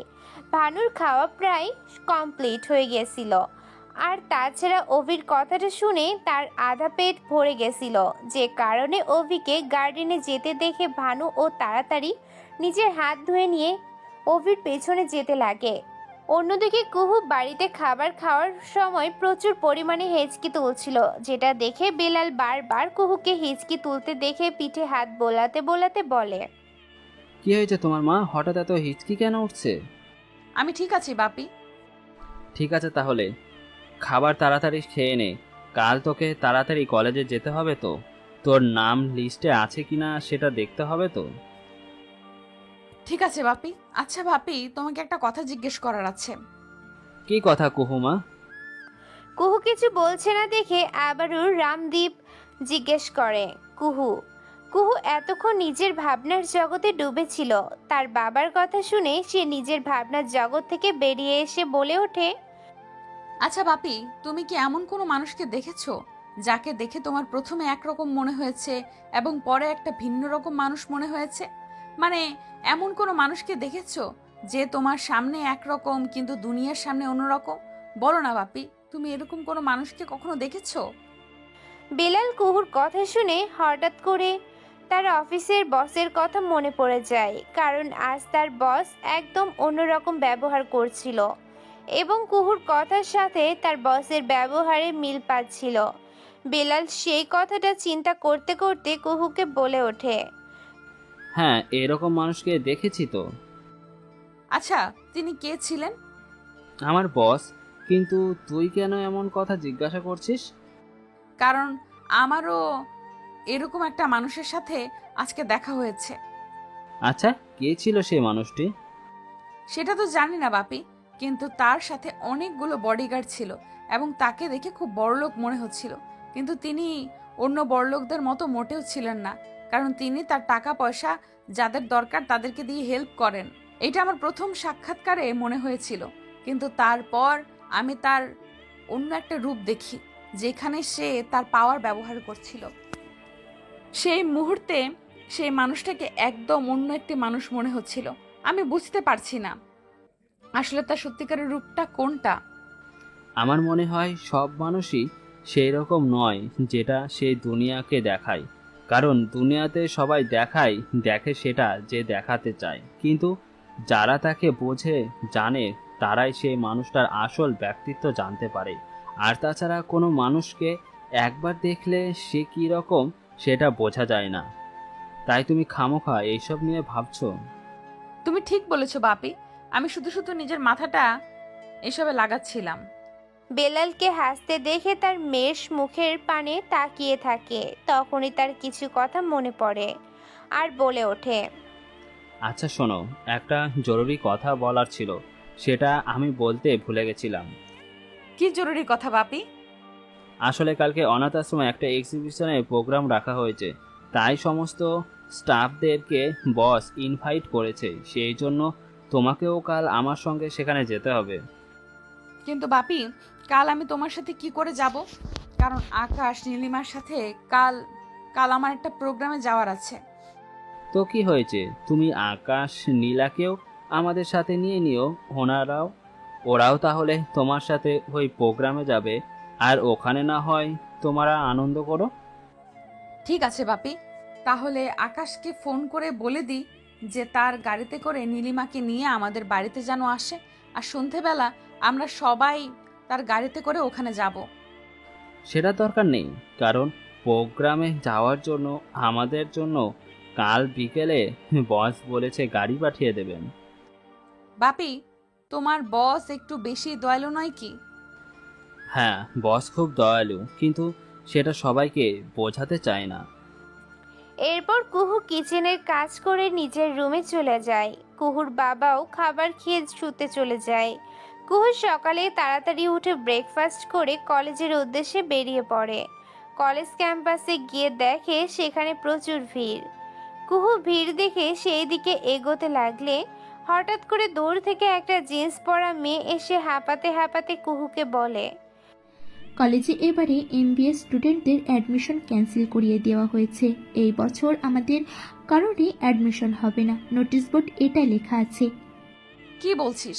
কিন্তু এটা কি করে হতে পারে? আর এরকম হঠাৎ করে যদি অ্যাডমিশন নেওয়ারই ছিল না, তাহলে আমাদেরকে দিয়ে ফর্ম ফিল আপ কেন করালো? এরা এরকম কি করে করতে পারে নীলিমা? এখন যদি অ্যাডমিশন ক্যান্সেল হয়ে যায় তাহলে তো আমাদের একটা বছর বরবাদ হয়ে যাবে। আমাদের এত পরিশ্রম সব কি তাহলে জলে চলে গেল? না না, তারা এরকম করতে পারে না, নিশ্চয়ই কোনো উপায় হবে।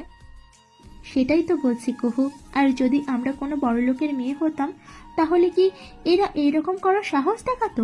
যেহেতু আমরা গরিব, আমাদের কাছে বেশি টাকা পয়সা নেই, সেই জন্য এনারা নিজেদের মন মর্জি করে। যখন মন চাইলো আমাদেরকে দিয়ে ফর্ম ফিল আপ করিয়ে নিল, আবার যখন চাইলো ক্যান্সেল করে দিল। এটা তো ভীষণ অন্যায়। আর যদি আমাদের আর কোনো বড়লোকের ঘরের মেয়ে হতাম কিংবা কোনো বড় মানুষের সাথে আমাদের কন্ট্রাক্ট থাকতো, তাহলে হয়তো আমাদের সাথে এই রকম হতো না, আমাদের ফর্ম ক্যান্সেল হতো না। তাহলে আমরা এখন কি করব? আমাদের কাছে তো সেরকম কোনো সোর্স তো নেই। তাহলে কি আমাদের অ্যাডমিশন ক্যান্সেল হয়ে যাবে? না। তখনই পিছন থেকে একটা ছেলে উত্তর দেয়। আওয়াজ শুনে কুহু আর নীলিমা পিছনে ঘুরে দেখে একটা লম্বা খুব হ্যান্ডসাম ছেলে, দেখতে ফর্সা, নীল চোখের অধিকারী, স্টাইলের সাথে দাঁড়িয়ে আছে। ছেলেটাকে দেখে কুহু তাকে বলে ওঠে, তার মানে কি আকাশ? ছেলেটা সেই খামটা খুলে একটা লেটার বার করে ওদেরকে পড়ে শোনায়। এটা তো অ্যাপ্লিকেশন ফর্ম ক্যান্সেল না করার জন্য আর সব স্টুডেন্টদের সিগনেচার করতে হবে যারা নিউ অ্যাডমিশন নিতে চাইছিল, কিন্তু এটা দ্য বস অভির সিগনেচার লাগবে কেন? এই ফর্মটা প্রফেসর আদিত্য স্যার দিয়েছেন। তুমি তো জানো আদিত্য স্যার বাবার খুব ভালো বন্ধু, সেই জন্য উনি অ্যাডমিশন ক্যান্সেল হবার কথাটা জানার পর উনি আমাকে নিজে ডেকে এই ফর্মটা দিয়েছেন। কারণ আমি জানি কলেজের ডিনের নোটিশ কেউ যদি ডিসমিস করতে পারেন সেটা শুধুমাত্র দ্য বস অভি চৌধুরী পারবেন। আর দ্য বস অভি চৌধুরী এই শহরের সবথেকে পাওয়ারফুল মানুষ। আর এই ফর্মে যদি দ্য বস অভি চৌধুরী একটা সিগনেচার থাকে তাহলে কলেজের ডিন স্বয়ং আমাদের বাড়ি গিয়ে রিকোয়েস্ট করে আমাদেরকে এই কলেজে অ্যাডমিশন করিয়ে দেবেন, তাও খুশি খুশি। নীলিমা এক্সাইটেড হয়ে আকাশকে জড়িয়ে ধরে, বলে ওঠে, সত্যি আকাশ, আমি জানতাম এই পথে কেউ যদি আমাদেরকে বার করতে পারে সেটা শুধুমাত্র Akash. I am really proud of you Akash, thank you so much. এই কথাটা শোনার পর আকাশ তাকে নিজের থেকে একটু দূরে করে মুখ বাঁকিয়ে বলে, এই মোটি নিজের উপর একটু কন্ট্রোল রাখ, যখন দেখি তখন খালি আমার উপর চিপকে যাস। এত চিকটু কেন রে তুই? এরপর যদি দেখি তুই আমার সাথে চিল্লাচিল্লি করার চেষ্টা করেছিস তাহলে দেখিস মোটি তোর কি করি আমি। কুহু আকাশের কথাটা শুনে যে তাকে কিছু বলতে যাবে ঠিক তখনই রেগে গিয়ে তাদের মাঝখানেই বলে ওঠে, shut up both of you. এখানে এত সিরিয়াস একটা কথা চলছে আর তার মধ্যে তোরা কুকুর বিড়ালের মতো ঝগড়া চালু করলি। Please be serious. আকাশ, তুই যখন এখন জানিস আমাকে কি করতে হবে, so I think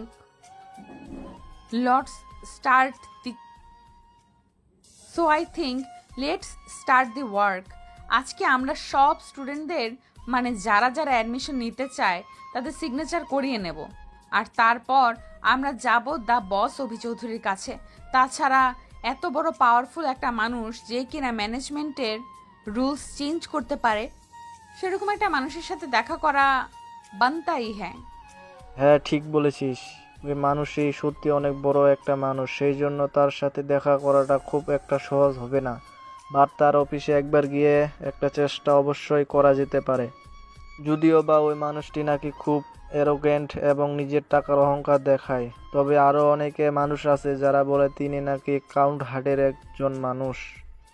police R leader তো সবসময় উনার পেছনেই লেজ হাতে থাকে। আর তাছাড়া গভর্নমেন্টকে উনি এই কিছুদিন আগে 1,000 কোটি টাকার প্রফিট দিয়েছেন, তাও মাত্র 22 বছর বয়সে। ওনার মাইন্ড এতটাও শার্প যে যে কোনো কম্পিউটারকেও টেক্কা দিতে পারে।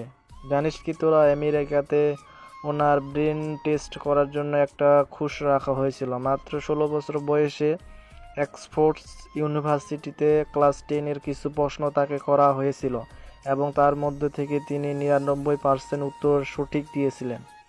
সেই প্রশ্নগুলোকে যখন অক্সফোর্ড ইউনিভার্সিটির ক্লাস 10-এর স্টুডেন্টদেরকে করা হয়, তাদের মধ্যে শুধুমাত্র 2 জন তার সঠিক উত্তর দিতে পেরেছিল, তাও মাত্র 50%। যেটা দেখে আমেরিকার গভর্নমেন্ট তাকে the boss of computer first mind নামে পুরস্কৃত করে। কোনোরকম সাকসেসের পর যা টাকা উনি পেয়েছেন সবাই তার বিজনেসে লাগিয়ে দেয়। এরপর বিজনেস এতটাই সাকসেসফুল হয় যে এখন পুরো দুনিয়াতে রাজ করে দি বস এর নামে। অন্যদিকে অভি সকাল থেকেই নিজের অফিসে 4টি মিটিং কমপ্লিট করার পর তারপর কিছু ইম্পর্টেন্ট কাজ করতে করতে সকাল থেকে দুপুর হয়ে যায়। এরপর অফিসের কাজ মিটিয়ে অভি চলে যায় অনাথ আশ্রমের বাচ্চাদের প্রোগ্রামের প্রিপারেশনের কেমন হয়েছে সেটা দেখার জন্য। তার কুহুর সাথে আজ দেখা হবে, সেই জন্য অভির মুখে একটা আলাদাই হাসি ছিল এবং মনটাও খুশিতে ভরপুর ছিল। এরপর দুপুর থেকে বিকেল হয়ে যায়, সে রেডি হওয়ার জন্য তার বাংলোতে পৌঁছে যায়, যেখানে তার জন্য অনেকগুলো ডিজাইনার ড্রেস রেডি করা ছিল। অভি সেই সমস্ত ডিজাইনার ড্রেসগুলোকে দেখার পর তার মধ্য থেকে একটা ড্রেস খুব পছন্দ হয়, যেটা ছিল একটা কুর্তা পাজামার সেট। সে করতে পারে আমার সেটটা নিয়ে অভি তার চেঞ্জিং রুমে চলে যায় চেঞ্জ করার জন্য। অন্যদিকে তার গাছটা তাকে পাহারা দেওয়ার জন্য ঘরের বাইরে অপেক্ষা করতে থাকে। অভি যে কুর্তা পায়জামাটা সেটা চুজ করেছিল, যেটা মারুন কালারের ছিল, আর কুর্তা প্যান্টটা ছিল ক্রিম কালারের। অভি রুম থেকে বেরিয়ে নিচে চলে আসে। অভিকে এই ট্র্যাডিশনাল পোশাকে যেন ভীষণ হ্যান্ডসাম লাগছিল এবং তাকে দেখে প্রত্যেকটা স্টাফ তার দিকে তাকিয়েছিল। এইটা দেখে অভি বলে ওঠে, আমাকে কি হ্যান্ডসাম লাগছে? স্টাফরা হঠাৎ করে অভির মুখে হ্যান্ডসাম কথাটা শুনেই সবাই হাতে মাথা নাড়ায়, কিন্তু তার মধ্যে থেকে একজন ফিমেল স্টাফ বলে ওঠে, boss you always looking handsome. ওর এইটুকু বলাতে বাকি সব স্টাফরা তার দিকে কেমনভাবে যেন দেখতে থাকে, যে কারণে সেই ফিমেল স্টাফটি একটু লজ্জা পেয়ে গিয়ে মাথাটা নিচু করে নেয়। অভি ফিমেল স্টাফের কথা শুনে একবার তার দিকে তাকিয়ে নিয়ে একটা হালকা মিষ্টি হাসি দিয়ে বাইরে যেতে যেতে বলে, থ্যাংক ইউ সেফ মিনি। এতটুকু বলে ও একটু হাসি দেয় এবং তারপর বাংলো থেকে বেরিয়ে যায়। অভির মুখ থেকে থ্যাংক ইউ কথাটা শুনে সেই ফিমেল স্টাফটি যেন নিজের খুশি আর ধরে রাখতে পারে না। তারপর যখন সে আশেপাশে থাকা মেল স্টাফগুলোর দিকে দেখতে লাগে, তারা যেন মিনিকে কেমনভাবে দেখছে, যে কারণে সে একটু লজ্জা পেয়ে যায়। অভি বেরিয়ে যাওয়ার পর অভির গার্ডগুলোও বেরিয়ে যায় এবং অভিকে গাড়ির দরজা খুলে দেয়। অভি গাড়িতে উঠে যায় এবং বেরিয়ে পড়ে অনাথ আশ্রমের উদ্দেশ্যে। অন্যদিকে বেলাল, কুহু এবং তার বন্ধুদেরকে নিয়ে অভির পাঠানো গাড়িতে করে অনাথ আশ্রমে পৌঁছে গিয়েছিল। সবাই গাড়ি থেকে বেরিয়ে অনাথ আশ্রমের সাজানো লাইটিংগুলো দেখতে থাকে। চারদিকে খুব সুন্দর করে সাজানো হয়েছিল, আর কিছু সিকিউরিটি গার্ডরা সে অনাথ আশ্রমের চারদিকে থেকে পাহারা দিচ্ছিল। এরপর বেলাল সিকিউরিটি গার্ডের কাছে গিয়ে ইনভিটেশন কার্ড দেখায় এবং ও তার বন্ধুদেরকে নিয়ে ভিতরে চলে আসে। চারদিকে নানা রকম অনুষ্ঠান হচ্ছে, সকল মানুষগুলো সেগুলোকে উপভোগ করছে। বেলাল এবং তার বন্ধুদেরকে গার্ডেনে রেখে সাইডে চলে যায় কিছু মানুষের সাথে কথা বলার জন্য। এদিকে আকাশেরও একটা ইম্পর্টেন্ট কল আসে, যে কারণে আকাশ একটু দূরে চলে যায় কথা বলতে। কুহু ও নীলিমা প্রোগ্রামগুলোকে দেখছিল। তারপর লিটন হঠাৎ করে কুহুর কানের কাছে এসে বলে, আচ্ছা কুহু, এর আগে তুমি কখনো এই অনুষ্ঠানে এত জাঁকজমক তো দেখিনি। আর এত বড় বড় মানুষজন, তাদেরকে দেখে তো কোনো সাধারণ মানুষ ঘরের মনে হচ্ছে না। আর তাছাড়া আশেপাশে এত বডিগার্ড রয়েছে, এটা দেখে তো কোনো সোসাইটির অনুষ্ঠান মনে হচ্ছে বা কিংবা কোনো রকম ছোটোখাটো প্রোগ্রাম বলে মনে হচ্ছিল। কেমন যেন ফিল হচ্ছে এটা কোনো বড় লোকের অনুষ্ঠান। আমার যতদূর জানা আছে তোর বাবা তো অফিসের একজন মাত্র স্টাফ, তাহলে তোর বাবার এরকম একটা জায়গায় ইনভিটেশন আসা এটা তো কোনো ছোটোখাটো ব্যাপার মনে হচ্ছে না। আচ্ছা, তোর বাবা অফিসের বসকে তুই কি সেটা জানিস? কুহু ও যেন খুব চমকে যাচ্ছে। চারদিকে মানুষজন এবং অনুষ্ঠানের জাঁকজমক দেখে সে নীলিমাকে বলে, না, কখনোই না। আর না, আমি জানি বাপের কোম্পানির বসকে। আসলে কখনো এমন সুযোগ হয়নি যে বাপের অফিসে আমাকে যেতে হয়েছে কিন্তু সেই সম্পর্কে জানার। তবে বাপি মাঝে মধ্যে তাদের বসের কথা বলে ঠিকই, কিন্তু আমি জানি না তার বসকে। কুহু এতটুকু বলার পর কিছু মেয়েদের ফুসুর ফুসুর আওয়াজ আসতে শুরু হয়, যেটা শোনার জন্য নীলিমা আর কুহু অবাক হয়ে একে অপরের দিকে তাকিয়ে দেখতে লাগে।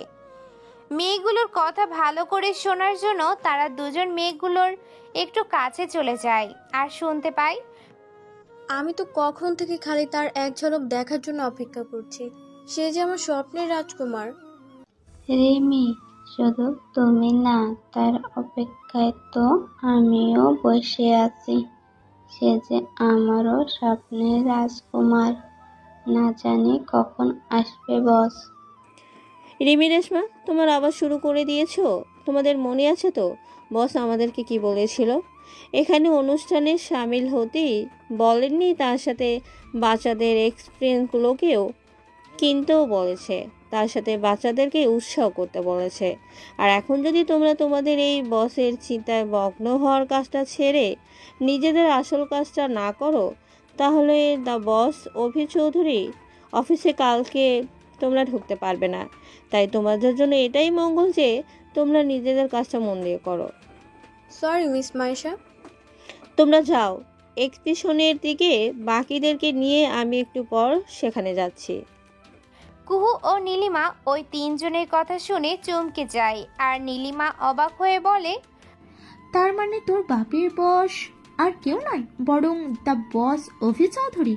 সত্যি আল্লাহ, তুমি তুমি আছো, তোমার কৃপা আমাদের ওপর রয়েছে। আর একটু শুনেছিলাম আল্লাহর কাছে মন থেকে কিছু প্রার্থনা করলে সেটা পূরণ হয়, কিন্তু এত তাড়াতাড়ি পূরণ হয় সেটা আমার জানা ছিল না। নীলিমা খুব খুশি হয়ে কুহুকে কথাগুলো বলে।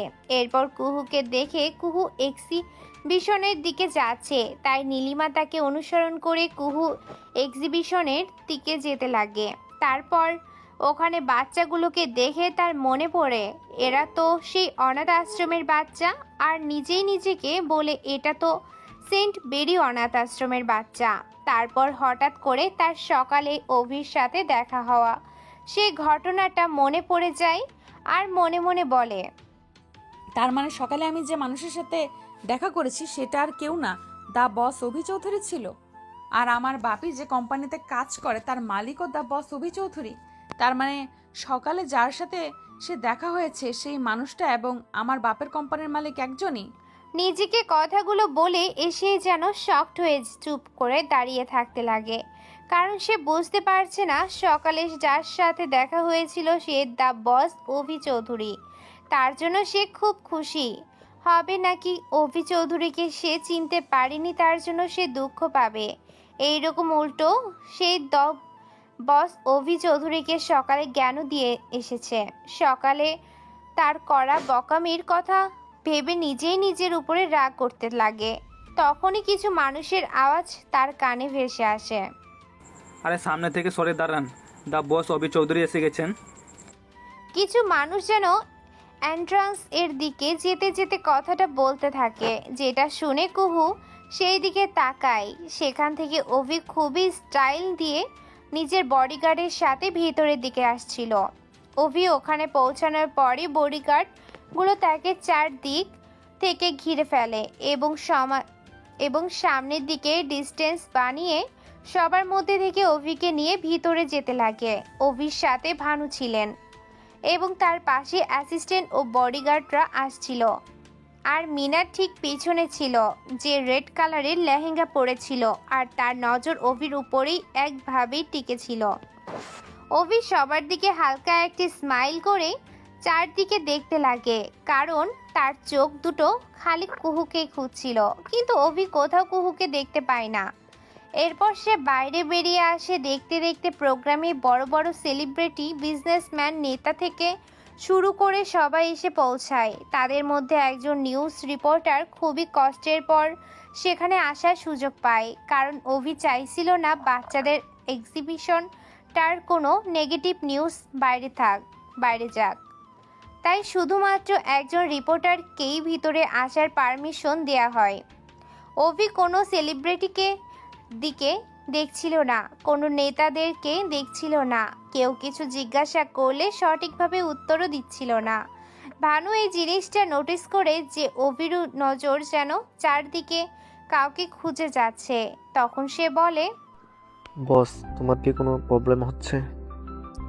অভি তার ভানু আঙ্কেলের দিকে একবার তাকিয়ে তারপর মাথা নাড়িয়ে না বলে দেয়। তখন ভানু আবার বলে ওঠে, বস, সুপার মডেল এসেছে, আপনি কি দেখা করতে চান?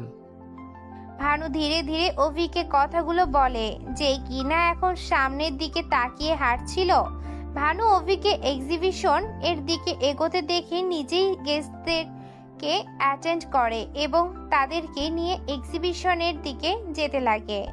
মোনা অভিকে অনেকক্ষণ ধরে দেখছিল, কারণ আজ অভিকে খুবই হ্যান্ডসাম লাগছিল। মোনা যেন একভাবে অভিকে দেখেই যাচ্ছিল, কিন্তু অভি তাকে একবারও দেখছিল না। সেই জন্য অভির অ্যাটেনশন পাওয়ার জন্য সে বলে ওঠে, অভি, আই মিন বস, দেখো না বাচ্চারা কত সুন্দর করে জিনিস তৈরি করেছে। স্টলের উপর থেকে চীনামাটির একটা পট উঠিয়ে নিয়ে অভিকে কথাগুলো বলে। বাচ্চারা সত্যি খুব সুন্দর করে এই পটগুলোকে ডিজাইন করেছিল, আর তার মধ্যে প্রচুর কালার্স ও ইউজ করেছিল। মোনা অভির অ্যাটেনশন পাওয়ার জন্য বাচ্চাদের সাথে একগাল হাসি দিয়ে কথা বলতে লাগে। এই বাচ্চাগুলো এতই ট্যালেন্টেড যে তারা যাই বানায় সেগুলোই খুব সুন্দর এবং ইউনিক হয়। তুমি এগুলো কিনে নিজের ঘরে ডেকোরেট করতে পারো। মিস মোনার বাড়িতে এই ফ্লাওয়ার পটগুলো ডেলিভার করে দিও। এগুলো কম হবে নাকি আরও কিছু অর্ডার করতে চাও? অভি এতটুকু বলে সামনের দিকে স্টলে বাচ্চাদেরকে দেখে সেদিকে এগিয়ে যায়। মোনা বুঝতে পারছিল না যে সে কি বলবে, কারণ এতগুলো ফ্লাওয়ার পট নিয়ে সে কি করবে। তখনই ভানু মোনাকে ওভাবে দাঁড়িয়ে থাকতে দেখে বলে ওঠে, ইয়েস বস, আই থিঙ্ক এগুলো এনাফ। মনে হয় তুমি কি আবারও বসের চোখে নিচে নামতে চাও? যদি না চাও তাহলে কোনো এমন কাণ্ড করবে না যেটার কারণে বস তোমাকে প্রোগ্রাম থেকে যাওয়ার জন্য বলে দেয়। তুমি জানো তো, বস কোনো মানুষের চেহারা 2 মিনিট দেখেই বলে দিতে পারে তার মাথায় কি চলছে। মোনা ওখানেই দাঁড়িয়ে পড়ে, ভানুর বলা কথাগুলো ভাবতে থাকে। অভিসব বাচ্চাগুলোর কাছে এক এক করে যায় আর তাদের বানানো জিনিসগুলোকে দেখতে লাগে। কিছু মেয়েরা নিজের হাতে সেলাই করে ড্রেস, ডল, টেডি বিয়ার, কুশল বানিয়েছে। অন্যদিকে ছেলেরা বিভিন্ন ধরনের মেশিন বানিয়েছে যেগুলোর দৈনন্দিন কাজে ব্যবহৃত করা যায়। অভি তাদের এই এক্সিবিশনগুলো দেখে ভীষণভাবে খুশি হয় এবং প্রত্যেকটা জিনিস কিনতে লাগে, যা দেখে বাচ্চারা ভীষণ খুশি হয়ে যায়। অভিকে দেখে সে এক্সিবিশনে বিভিন্ন রকম সেলিব্রিটি এবং লিডাররা আসে, যারা অভির সামনে ভালো সাজার জন্য বাচ্চাগুলোর এক্সিবিশনে আনা জিনিসগুলোকে উঁচু দামে কিনে দেয়। এরপর অফিসের স্টাফরাও বাচ্চাদের বানানো জিনিসগুলোকে কিনতে লাগে। বাকি যেসব ইনভেস্টররা ছিল তারা সত্যি সত্যি বাচ্চাদের তৈরি করা জিনিসগুলো দেখে খুবই খুশি হয় এবং কিভাবে বানিয়েছে সেগুলো দেখতে লাগে আর সেই জিনিসগুলোকে কিনতে লাগে। কিছু কিছু বাচ্চার কাজ এত পছন্দ হয়ে যায় যে সেই ইনভেস্টরগুলো তাদের কার্ড দিয়ে বলে ফিউচারে তাদের সাথে যুক্ত হতে, যা দেখে বাচ্চারা ভীষণভাবে খুশি হয়ে পড়ে এবং হাসতে হাসতে তাদেরকে ধন্যবাদ জানায়। অভি বাচ্চাগুলোকে খুশি দেখে সেও খুশি হয়ে যায়। এরপর সামনের দিকে এগিয়ে যায়, যেখানে বিভিন্ন রকম নাচ গানের অনুষ্ঠান চলছিল। অভি সব জায়গাতেই কুহুকে খুঁজছিল, কোথাও দেখতে না পেয়ে সে একটু চিন্তায় পড়ে যায়। অভির মুখে একটা চিন্তার ছাপ ফুটে ওঠে। হঠাৎ করে তার বেলালের কথা মনে পড়ে। তখন সে বেলালকে খুঁজতে লাগে। দূরে কিছু লোকজনের সাথে বেলালকে কথা বলতে দেখে একটু শান্তি পায়। উনি যখন এখানে আছেন তার মানে কুহুও নিশ্চয়ই আশেপাশে আছে, কিন্তু কোথায় আছে আমি খুঁজে পাচ্ছি না কেন ওকে। কে কোথায় আছে বস? অ্যাসিস্ট্যান্ট অভির পাশে দাঁড়িয়েছিল। অভির কথা শুনতে পেয়ে কথাটা বলে। অভি অ্যাসিস্ট্যান্টের কথা শুনে কিছু চিন্তা করে বলে ওঠে, অফিসের সব স্টাফ মেম্বারদেরকে বলো বাড়ি যাওয়ার আগে যেন তার পরিবারের সাথে আমার সাথে দেখা করে যায়। ওকে বস। কিছুক্ষণের মধ্যে সব স্টাফগুলো এক এক করে তাদের পরিবারকে নিয়ে অভির সাথে দেখা করতে আসে। অভি সবার সাথে দেখা করবে বলে মেয়েগুলো যেন জ্যাকপট হাতে নিয়ে যায়। যারা কখনো ভাবেওনি অভির সাথে দেখা হবে, তারাও দৌড়ে দৌড়ে যাচ্ছিল অভির সাথে দেখা করতে। একটা মেয়ে অভির কাছ থেকে গিফট নেওয়ার পর বলে ওঠে, boss, you are looking handsome and thank you for this, it's very beautiful. Miss Rimi Sen, এটাই আপনার নাম তো? Boss, you know my name? Yes. আর শুধু তোমার নামই না, আপনি অফিসে কি কি করেন অফিসের কাজ ছাড়াও সেগুলো আমার জানা আছে, বিকজ সমস্ত অফিসের ক্যামেরাগুলো আমার চোখে ফিট করা আছে। So be careful miss Rimi. Abhi বাঁকা একটা হাসি দিয়ে রিমির দিকে তাকিয়ে কথাগুলো বলে, যা দেখে রিমির ফেসের সব রং উড়ে গিয়েছিল। থ্যাংক ইউ আমার তারিফ করার জন্য। এবার যান, গিয়ে প্রোগ্রামটাকে এনজয় করুন। অভি মেয়েটা যাওয়ার পর বেলাল যখন একা তার কাছে আসে, তখন বেলাল কিছু বলার আগেই অভি বলে ওঠে, থ্যাংক ইউ এখানে আসার জন্য। আপনি একা এসেছেন মানে আমি তো সবাইকে পরিবার নিয়ে আসতে বলেছিলাম, তাই জিজ্ঞাসা করলাম। না না বস, আপনি ধন্যবাদ কেন জানাচ্ছেন? এটা তো আমার কর্তব্য। কিন্তু আমি কি একা আসিনি? আমার মেয়ে কুহু আমার সাথে এসেছিল তার বন্ধুদেরকে নিয়ে, কিন্তু তারা হঠাৎ করে আমার মেয়ের কলেজের কিছু কাজ এসে পড়েছিল, সেই জন্য ওকে যেতে হলো। আসলে বস, ওর কলেজে অ্যাডমিশন নিয়ে কোনো একটা সমস্যা হয়ে গেছে, যে কারণে ও খুব চিন্তিত আছে বস, এই জন্য ওকে যেতে হলো। আপনার খারাপ লেগেছে, সেই জন্য আমি ওর তরফ থেকে আপনার কাছে ক্ষমা চাইছি। দেখুন, আপনি আমার কাছে ক্ষমা চাইবেন না। যদি সে চলে গিয়ে থাকে কোনো কারণে, তাহলে সেটা এমন কোনো বড় সমস্যা না যে আপনি ক্ষমা চাইবেন আমার কাছে। আপনি আপনার মেয়েকে বলবেন কলেজের কিছু স্টুডেন্টসকে নিয়ে কাল আমার অফিসে আসতে, তার যা সমস্যা আছে সেগুলোকে আমি সলভ করে দেব। বেলাল অভির কথা শুনে খুব খুশি হয়ে যায়, কারণ কুহুর সমস্যা দূর হয়ে যাবে এটা ভেবেই সে আনন্দে আত্মহারা হয়ে যায়। এরপর অভির থেকে গিফট নিয়ে অভিকে বিদায় বলে সেখান থেকে চলে আসে। অভি বেলালকে খুশি দেখে সেও খুশি হয়ে যায়, কিন্তু কুহুর সাথে দেখা হলো না, এটা ভেবে তার মনটা একটু খারাপ হয়ে যায়। ধীরে ধীরে রাত বাড়তে লাগে। বড় বড় সেলিব্রিটি থেকে শুরু করে নেতারা ও আরও গণমান্য ব্যক্তিরা অভিকে বিদায় জানিয়ে সেখান থেকে চলে যেতে লাগে। রাত যেহেতু অনেক হয়ে গিয়েছিল, তাই অনাথ আশ্রমের বাচ্চাদেরও যাওয়ার সময় হয়েছিল, তাই সেখানে অ্যাডমিন বাচ্চাদেরকে নিয়ে আসে আর অভিকে বলে ওঠে, বস, আমাদের যাবার সময় হয়ে গিয়েছে। আপনাকে অনেক ধন্যবাদ। আজকের এক্সিবিশন খুব ভালো হয়েছে। প্রচুর মানুষ বাচ্চাদের থেকে তাদের বানানো জিনিসগুলো কিনেছে আর অনেক প্রশংসাও করেছে। শুধুমাত্র আপনার কারণেই আজ এতটা সাকসেসফুল হয়েছে বাচ্চাদের এক্সিবিশন। ধন্যবাদের কোনো দরকার নেই। আপনি বাচ্চাদের সব ক্রেডিটগুলো আমাকে কেন দিচ্ছেন? বাচ্চারা এত পরিশ্রম করেছে বলেই তারা আজকে এক্সিবিশনে এত ভালো তাদের হাতের কাজ দেখিয়েছে, তাই এখানে আমার কোনো ক্রেডিট তো নেই। অভি এতটুকু বলে বাচ্চাদেরকেও গিফটগুলো দিতে লাগে। তখন একটা বাচ্চার দিকে নজর যায়, যার হাতে একটা ডল ছিল। সেই ডলটা বাচ্চাটার হাতে দেখে অভি মনে মনে ভাবে, আমি তো বলেছিলাম সবাইকে এই সমস্ত জিনিসগুলো কিনে নিতে, তাহলে এই বাচ্চাটার কাছে এখন একটা ডল কি করে রয়ে গেল? তার মানে কেউ কি তার থেকে কিনে নি? অতঃপর অভি বাচ্চাটার কাছে আসে আর বাচ্চাটাকে দেখে বলে ওঠে, তোমার হাতে যে ডলটা আছে এটা তো খুব সুন্দর, আমি কি এটা নিতে পারি? বাচ্চাটা করুণভাবে অভির দিকে তাকায় আর বলে, সরি অভি ভাইয়া, এই ডলটা তো সকালে সেই আপুটা আমার থেকে কিনে নিয়েছে। আমি যদি তোমাকে কালকে আর একটা নতুন ডল বানিয়ে দিই তাহলে হবে? সকালে সেই আপু, তার মানে তুমি কুহুর কথা বলছো? হ্যাঁ, এই নামই বলেছিল সকালে ওই আপুটা। ও আচ্ছা, তাহলে এই ডলটা সে নিয়ে গেল না কেন? সে কি আবার এসে ডলটা নিয়ে যাবে বলেছিল? সে নিয়ে যাচ্ছিল, কিন্তু হঠাৎ করে তোমাকে দেখে অনেক তাড়াতাড়ি আমাকে টাকা দিয়ে সেখান থেকে চলে যায়। অভি বাচ্চাটির কথা শুনে এবার বুঝতে পেরেছিল কুহুকে সে দেখতে কেন পায়নি। অভির আসার পর যেহেতু কুহু অভিকে দেখে নিয়েছিল, সেই জন্য ও সেখান থেকে চলে গেছিল, কিংবা এটা বলা যায় সে পালিয়ে গেছিল। অভি এটা দেখে কুহুর এমন ব্যবহারে মনে মনে হাসতে লাগে। অতঃপর সেখান থেকে হাসি মনে বেরিয়ে যায় অভি। অভি বাড়িতে গিয়ে ফ্রেশ হয়ে ঘুমিয়ে পড়ে। পরের দিন সকালে অভি খাওয়া দাওয়া করে ফ্রেশ হয়ে চলে যায় নিজের অফিসে। অন্যদিকে নীলিমা ফোন করেছে কুহুকে। কুহু ফোন রিসিভ করতেই নীলিমা ফোনের ওপাশ থেকে বলে ওঠে, কি রে কুহু, তুই কলেজে অ্যাডমিশন নিলি না?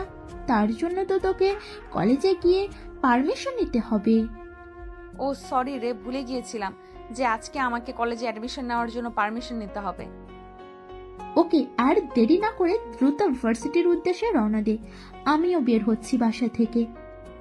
ওকে ঠিক আছে, তুই রওনা দে, আমিও যাচ্ছি। আর হ্যাঁ, আকাশকে বলে দিস সেও আমাদের সাথে যাবে, আমার একা যেতে ভয় লাগে। তারপর কুহু বিছানা না থেকে উঠে কোনো রকমে ফ্রেশ হয়ে খাওয়া দাওয়া করে ভার্সিটির উদ্দেশ্যে রওনা দেয়। কিছুক্ষণের মধ্যে ভার্সিটিতে পৌঁছে যায়। ভার্সিটির গিয়ে প্রিন্সিপালের রুমে যায়। সেখানে গিয়ে বলে ওঠে, may I come in sir? আমি কি ভেতরে আসতে পারি? Yes, coming. তুমি ভিতরে আসতে পারো। তারপর তারা ভিতরে প্রবেশ করে। ভিতরে প্রবেশ করার সাথে সাথে কুহু আবার বলে ওঠে, স্যার, আমার অ্যাডমিশনের যে ফর্মটা আছে ওটা প্লিজ দিন না, আমি অ্যাডমিশন নিতে চাই এই কলেজে।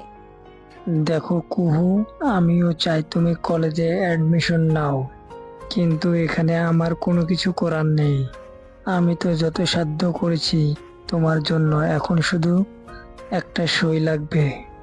আর সেই সইটা লাগবে টপ বিজনেসম্যান, আমাদের সবার চোখের নয়নের মণি অফিসারের। এই কথা শুনে ড্যাব ড্যাব চোখে তাকিয়ে আছে কুহু। আজকের শেষ। কুহু এবার মনে মনে বলে ওঠে, ওই বজ্জাদের কাছে যাওয়ার মানে তো আমি শেষ। তাই হারামজাদাটা আমাকে দেখতে এই কুত্তার মতো জিব্বা বের করে রাখে। কি রে, কিছু বলছিস না কেন? তা তুই যাবি কিনা বল। না গিয়ে কি আর কোনো উপায় আছে? আজরাইলের নাম নিলে তো আজরাইলের কাছে যেতেই হবে। ওকে স্যার, ঠিক আছে, আপনি আমাকে ফর্মটা দিন, আমি ওনার কাছ থেকে সই করে নিয়ে আসি। এরপর কাগজটা নিয়ে কুহু, আকাশ এবং নীলিমা চলে যায় অভির অফিসে। কুহু সেখানে গিয়ে বলে ওঠে, স্যার, আমার এই কাগজে একটা সই করে দিন না প্লিজ। দিতে পারি, তবে একটা শর্তে, আর সত্যটা তোমাকে একাই বলবো। আচ্ছা, তোমরা সবাই বাইরে যাও, ওর সাথে আমার কিছু কথা আছে। তেমন কিছু না, চেয়ারে বসো, আমি বলছি। কিন্তু স্যার, কি কথা বলবেন প্লিজ দ্রুত করুন। দেখো কুহু, আমি তোমাকে ভালোবাসি এবং তোমাকে বিয়ে করতে চাই। আমি চাইলে তোমাকে জোর করে বিয়ে করতে পারি, কিন্তু সেটা হবে আমার চরম একটা ভুল। আমি তোমাকে জানি এবং ভালোবেসে বিয়ে করতে চাই। তুমি আমাকে দেখলেই ভয়ে পালিয়ে যাও। তুমি ভাবো আমি গুন্ডা মাস্তান। হ্যাঁ, আমি একজন গুন্ডা এবং মাস্তান, কিন্তু আমি কেন হয়েছি সেটা তুমি জানো না। আমি তোমাকে সবসময় সুখে রাখবো, ভালোবেসে আগলে রাখবো, এবং আমি মাফিয়া হওয়ার কারণটা তোমাকে খুলে বলবো, কিন্তু আমি তোমাকে বিয়ে করতে চাই। কিন্তু আপনাকে দেখলে আমার ভয় লাগে। আমি আপনাকে পছন্দ করি, কিন্তু আপনার সেই রাগী চেহারা দেখলে সত্যি আমার খুব ভয় লাগে। আমি তোমাকে সেই প্রথম দেখায় ভালোবেসে ফেলেছিলাম। আমার অনাথ আশ্রমে বিভিন্ন জায়গায় আমি আমার লোকদের মাধ্যমে তোমার খোঁজ খবর নিতাম। আমি তোমাকে বিয়ে করে আমি আমার রাজপ্রাসাদে রানী করে রাখতে চাই। তুমি কি আমার ভালোবাসার পথ চলার সঙ্গী হবে? হবে কি আমার একাকিত্বের সঙ্গী? বৃদ্ধকালে দুজন দুজনের একে অপরের পরিপূরক ভালোবাসার একটি জুটি হয়ে উঠবে কি আমার সাথে? সব তো ঠিক আছে, আমিও তোমাকে পছন্দ করি, কিন্তু আমার বাবা যদি মেনে না নেয় আমি কি করব? তোমার বাবাকে রাজি করানোর দায়িত্ব আমার। বাবা রাজি থাকলে আমিও বিয়ে করতে রাজি আছি। এরপর অভি কাগজে সই করে দিয়ে সেখান থেকে কুহু কলেজ অ্যাডমিশন নেয়। অভি তার বাবাকে জানায় কুহুর বাবা সবটা মেনে নিয়েছে। চারদিকে বিয়ের আয়োজন করা শুরু করেছে। ধুমধাম করে তাদের বিয়ে দেওয়া হচ্ছে। তাদের বিভিন্ন অনাথ আশ্রম এবং হসপিটালে, এমনকি অসহায় মানুষদেরকে নেমন্তন্ন করা হয়েছে বিভিন্ন প্রতিষ্ঠানে। অনেক খাওয়া দাওয়ার আয়োজন এবং ব্যবস্থা করা হয়েছে, যেখান থেকে মানুষজন টপ বিজনেসম্যান এমনকি কুখ্যাত আন্ডারওয়ার্ল্ডের মাফিয়া অভির বিয়ের অনুষ্ঠান বিভিন্ন স্থান থেকে ডিজিটাল পর্দার মাধ্যমে দেখতে পাবে। দেখতে দেখতে তাদের বিয়ের পর্ব শেষ করে দেওয়া হয়। বিয়ে শেষে কুহুদের বাড়ি থেকে অভিদের বাড়িতে যাওয়ার যাত্রাপালা শুরু হয়।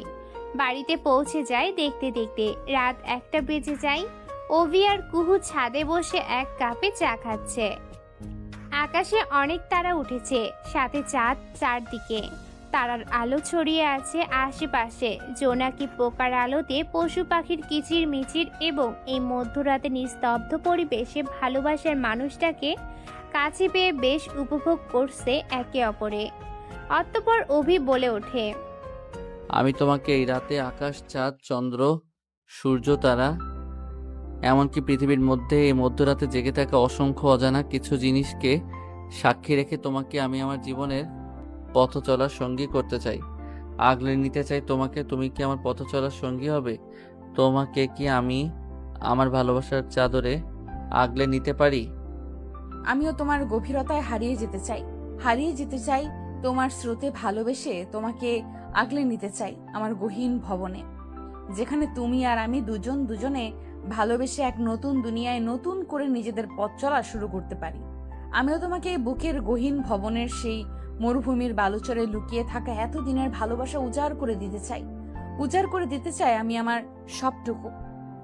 এটা বলার সাথে সাথে অভি আর দেরি না করে আলতো করে কিস করে কুহুর ঠোঁটে। তারপর কুহুকে নিয়ে নিজেদের রুমে যায়, দরজা ভেতর থেকে বন্ধ করে দেয়। তারপর কুহুকে খাটে শুয়ে দেয়। ধীরে ধীরে বাসর রাতে ভালোবাসার প্রেমিক প্রেমিকা এবং স্বামী স্ত্রীরা গভীর নির্জন রাতে পথ চলার প্রথম দিনে সেই ভালোবাসার চাদরে একে অন্যকে আগলে নিতে থাকে। হারিয়ে যেতে থাকে ভালোবাসার চাদরে, যেটা বিয়ে করলে বোঝা যায়। ধীরে ধীরে অভিকে নিজের অস্তিত্বের সাথে মিশিয়ে নিতে থাকে। অন্যদিকে সবটুকু উজাড় করে দিতে থাকে কুহু অভিকে। ভালোবাসার এক অন্য নাম হচ্ছে পাওয়া। এইভাবে চলতে থাকে তাদের ভালোবাসার পথ। হাসি খুশি এবং অনাথ আশ্রমের ছেলে মেয়েদের নিয়ে বেশ সুখেই তাদের সংসার চলতে থাকে।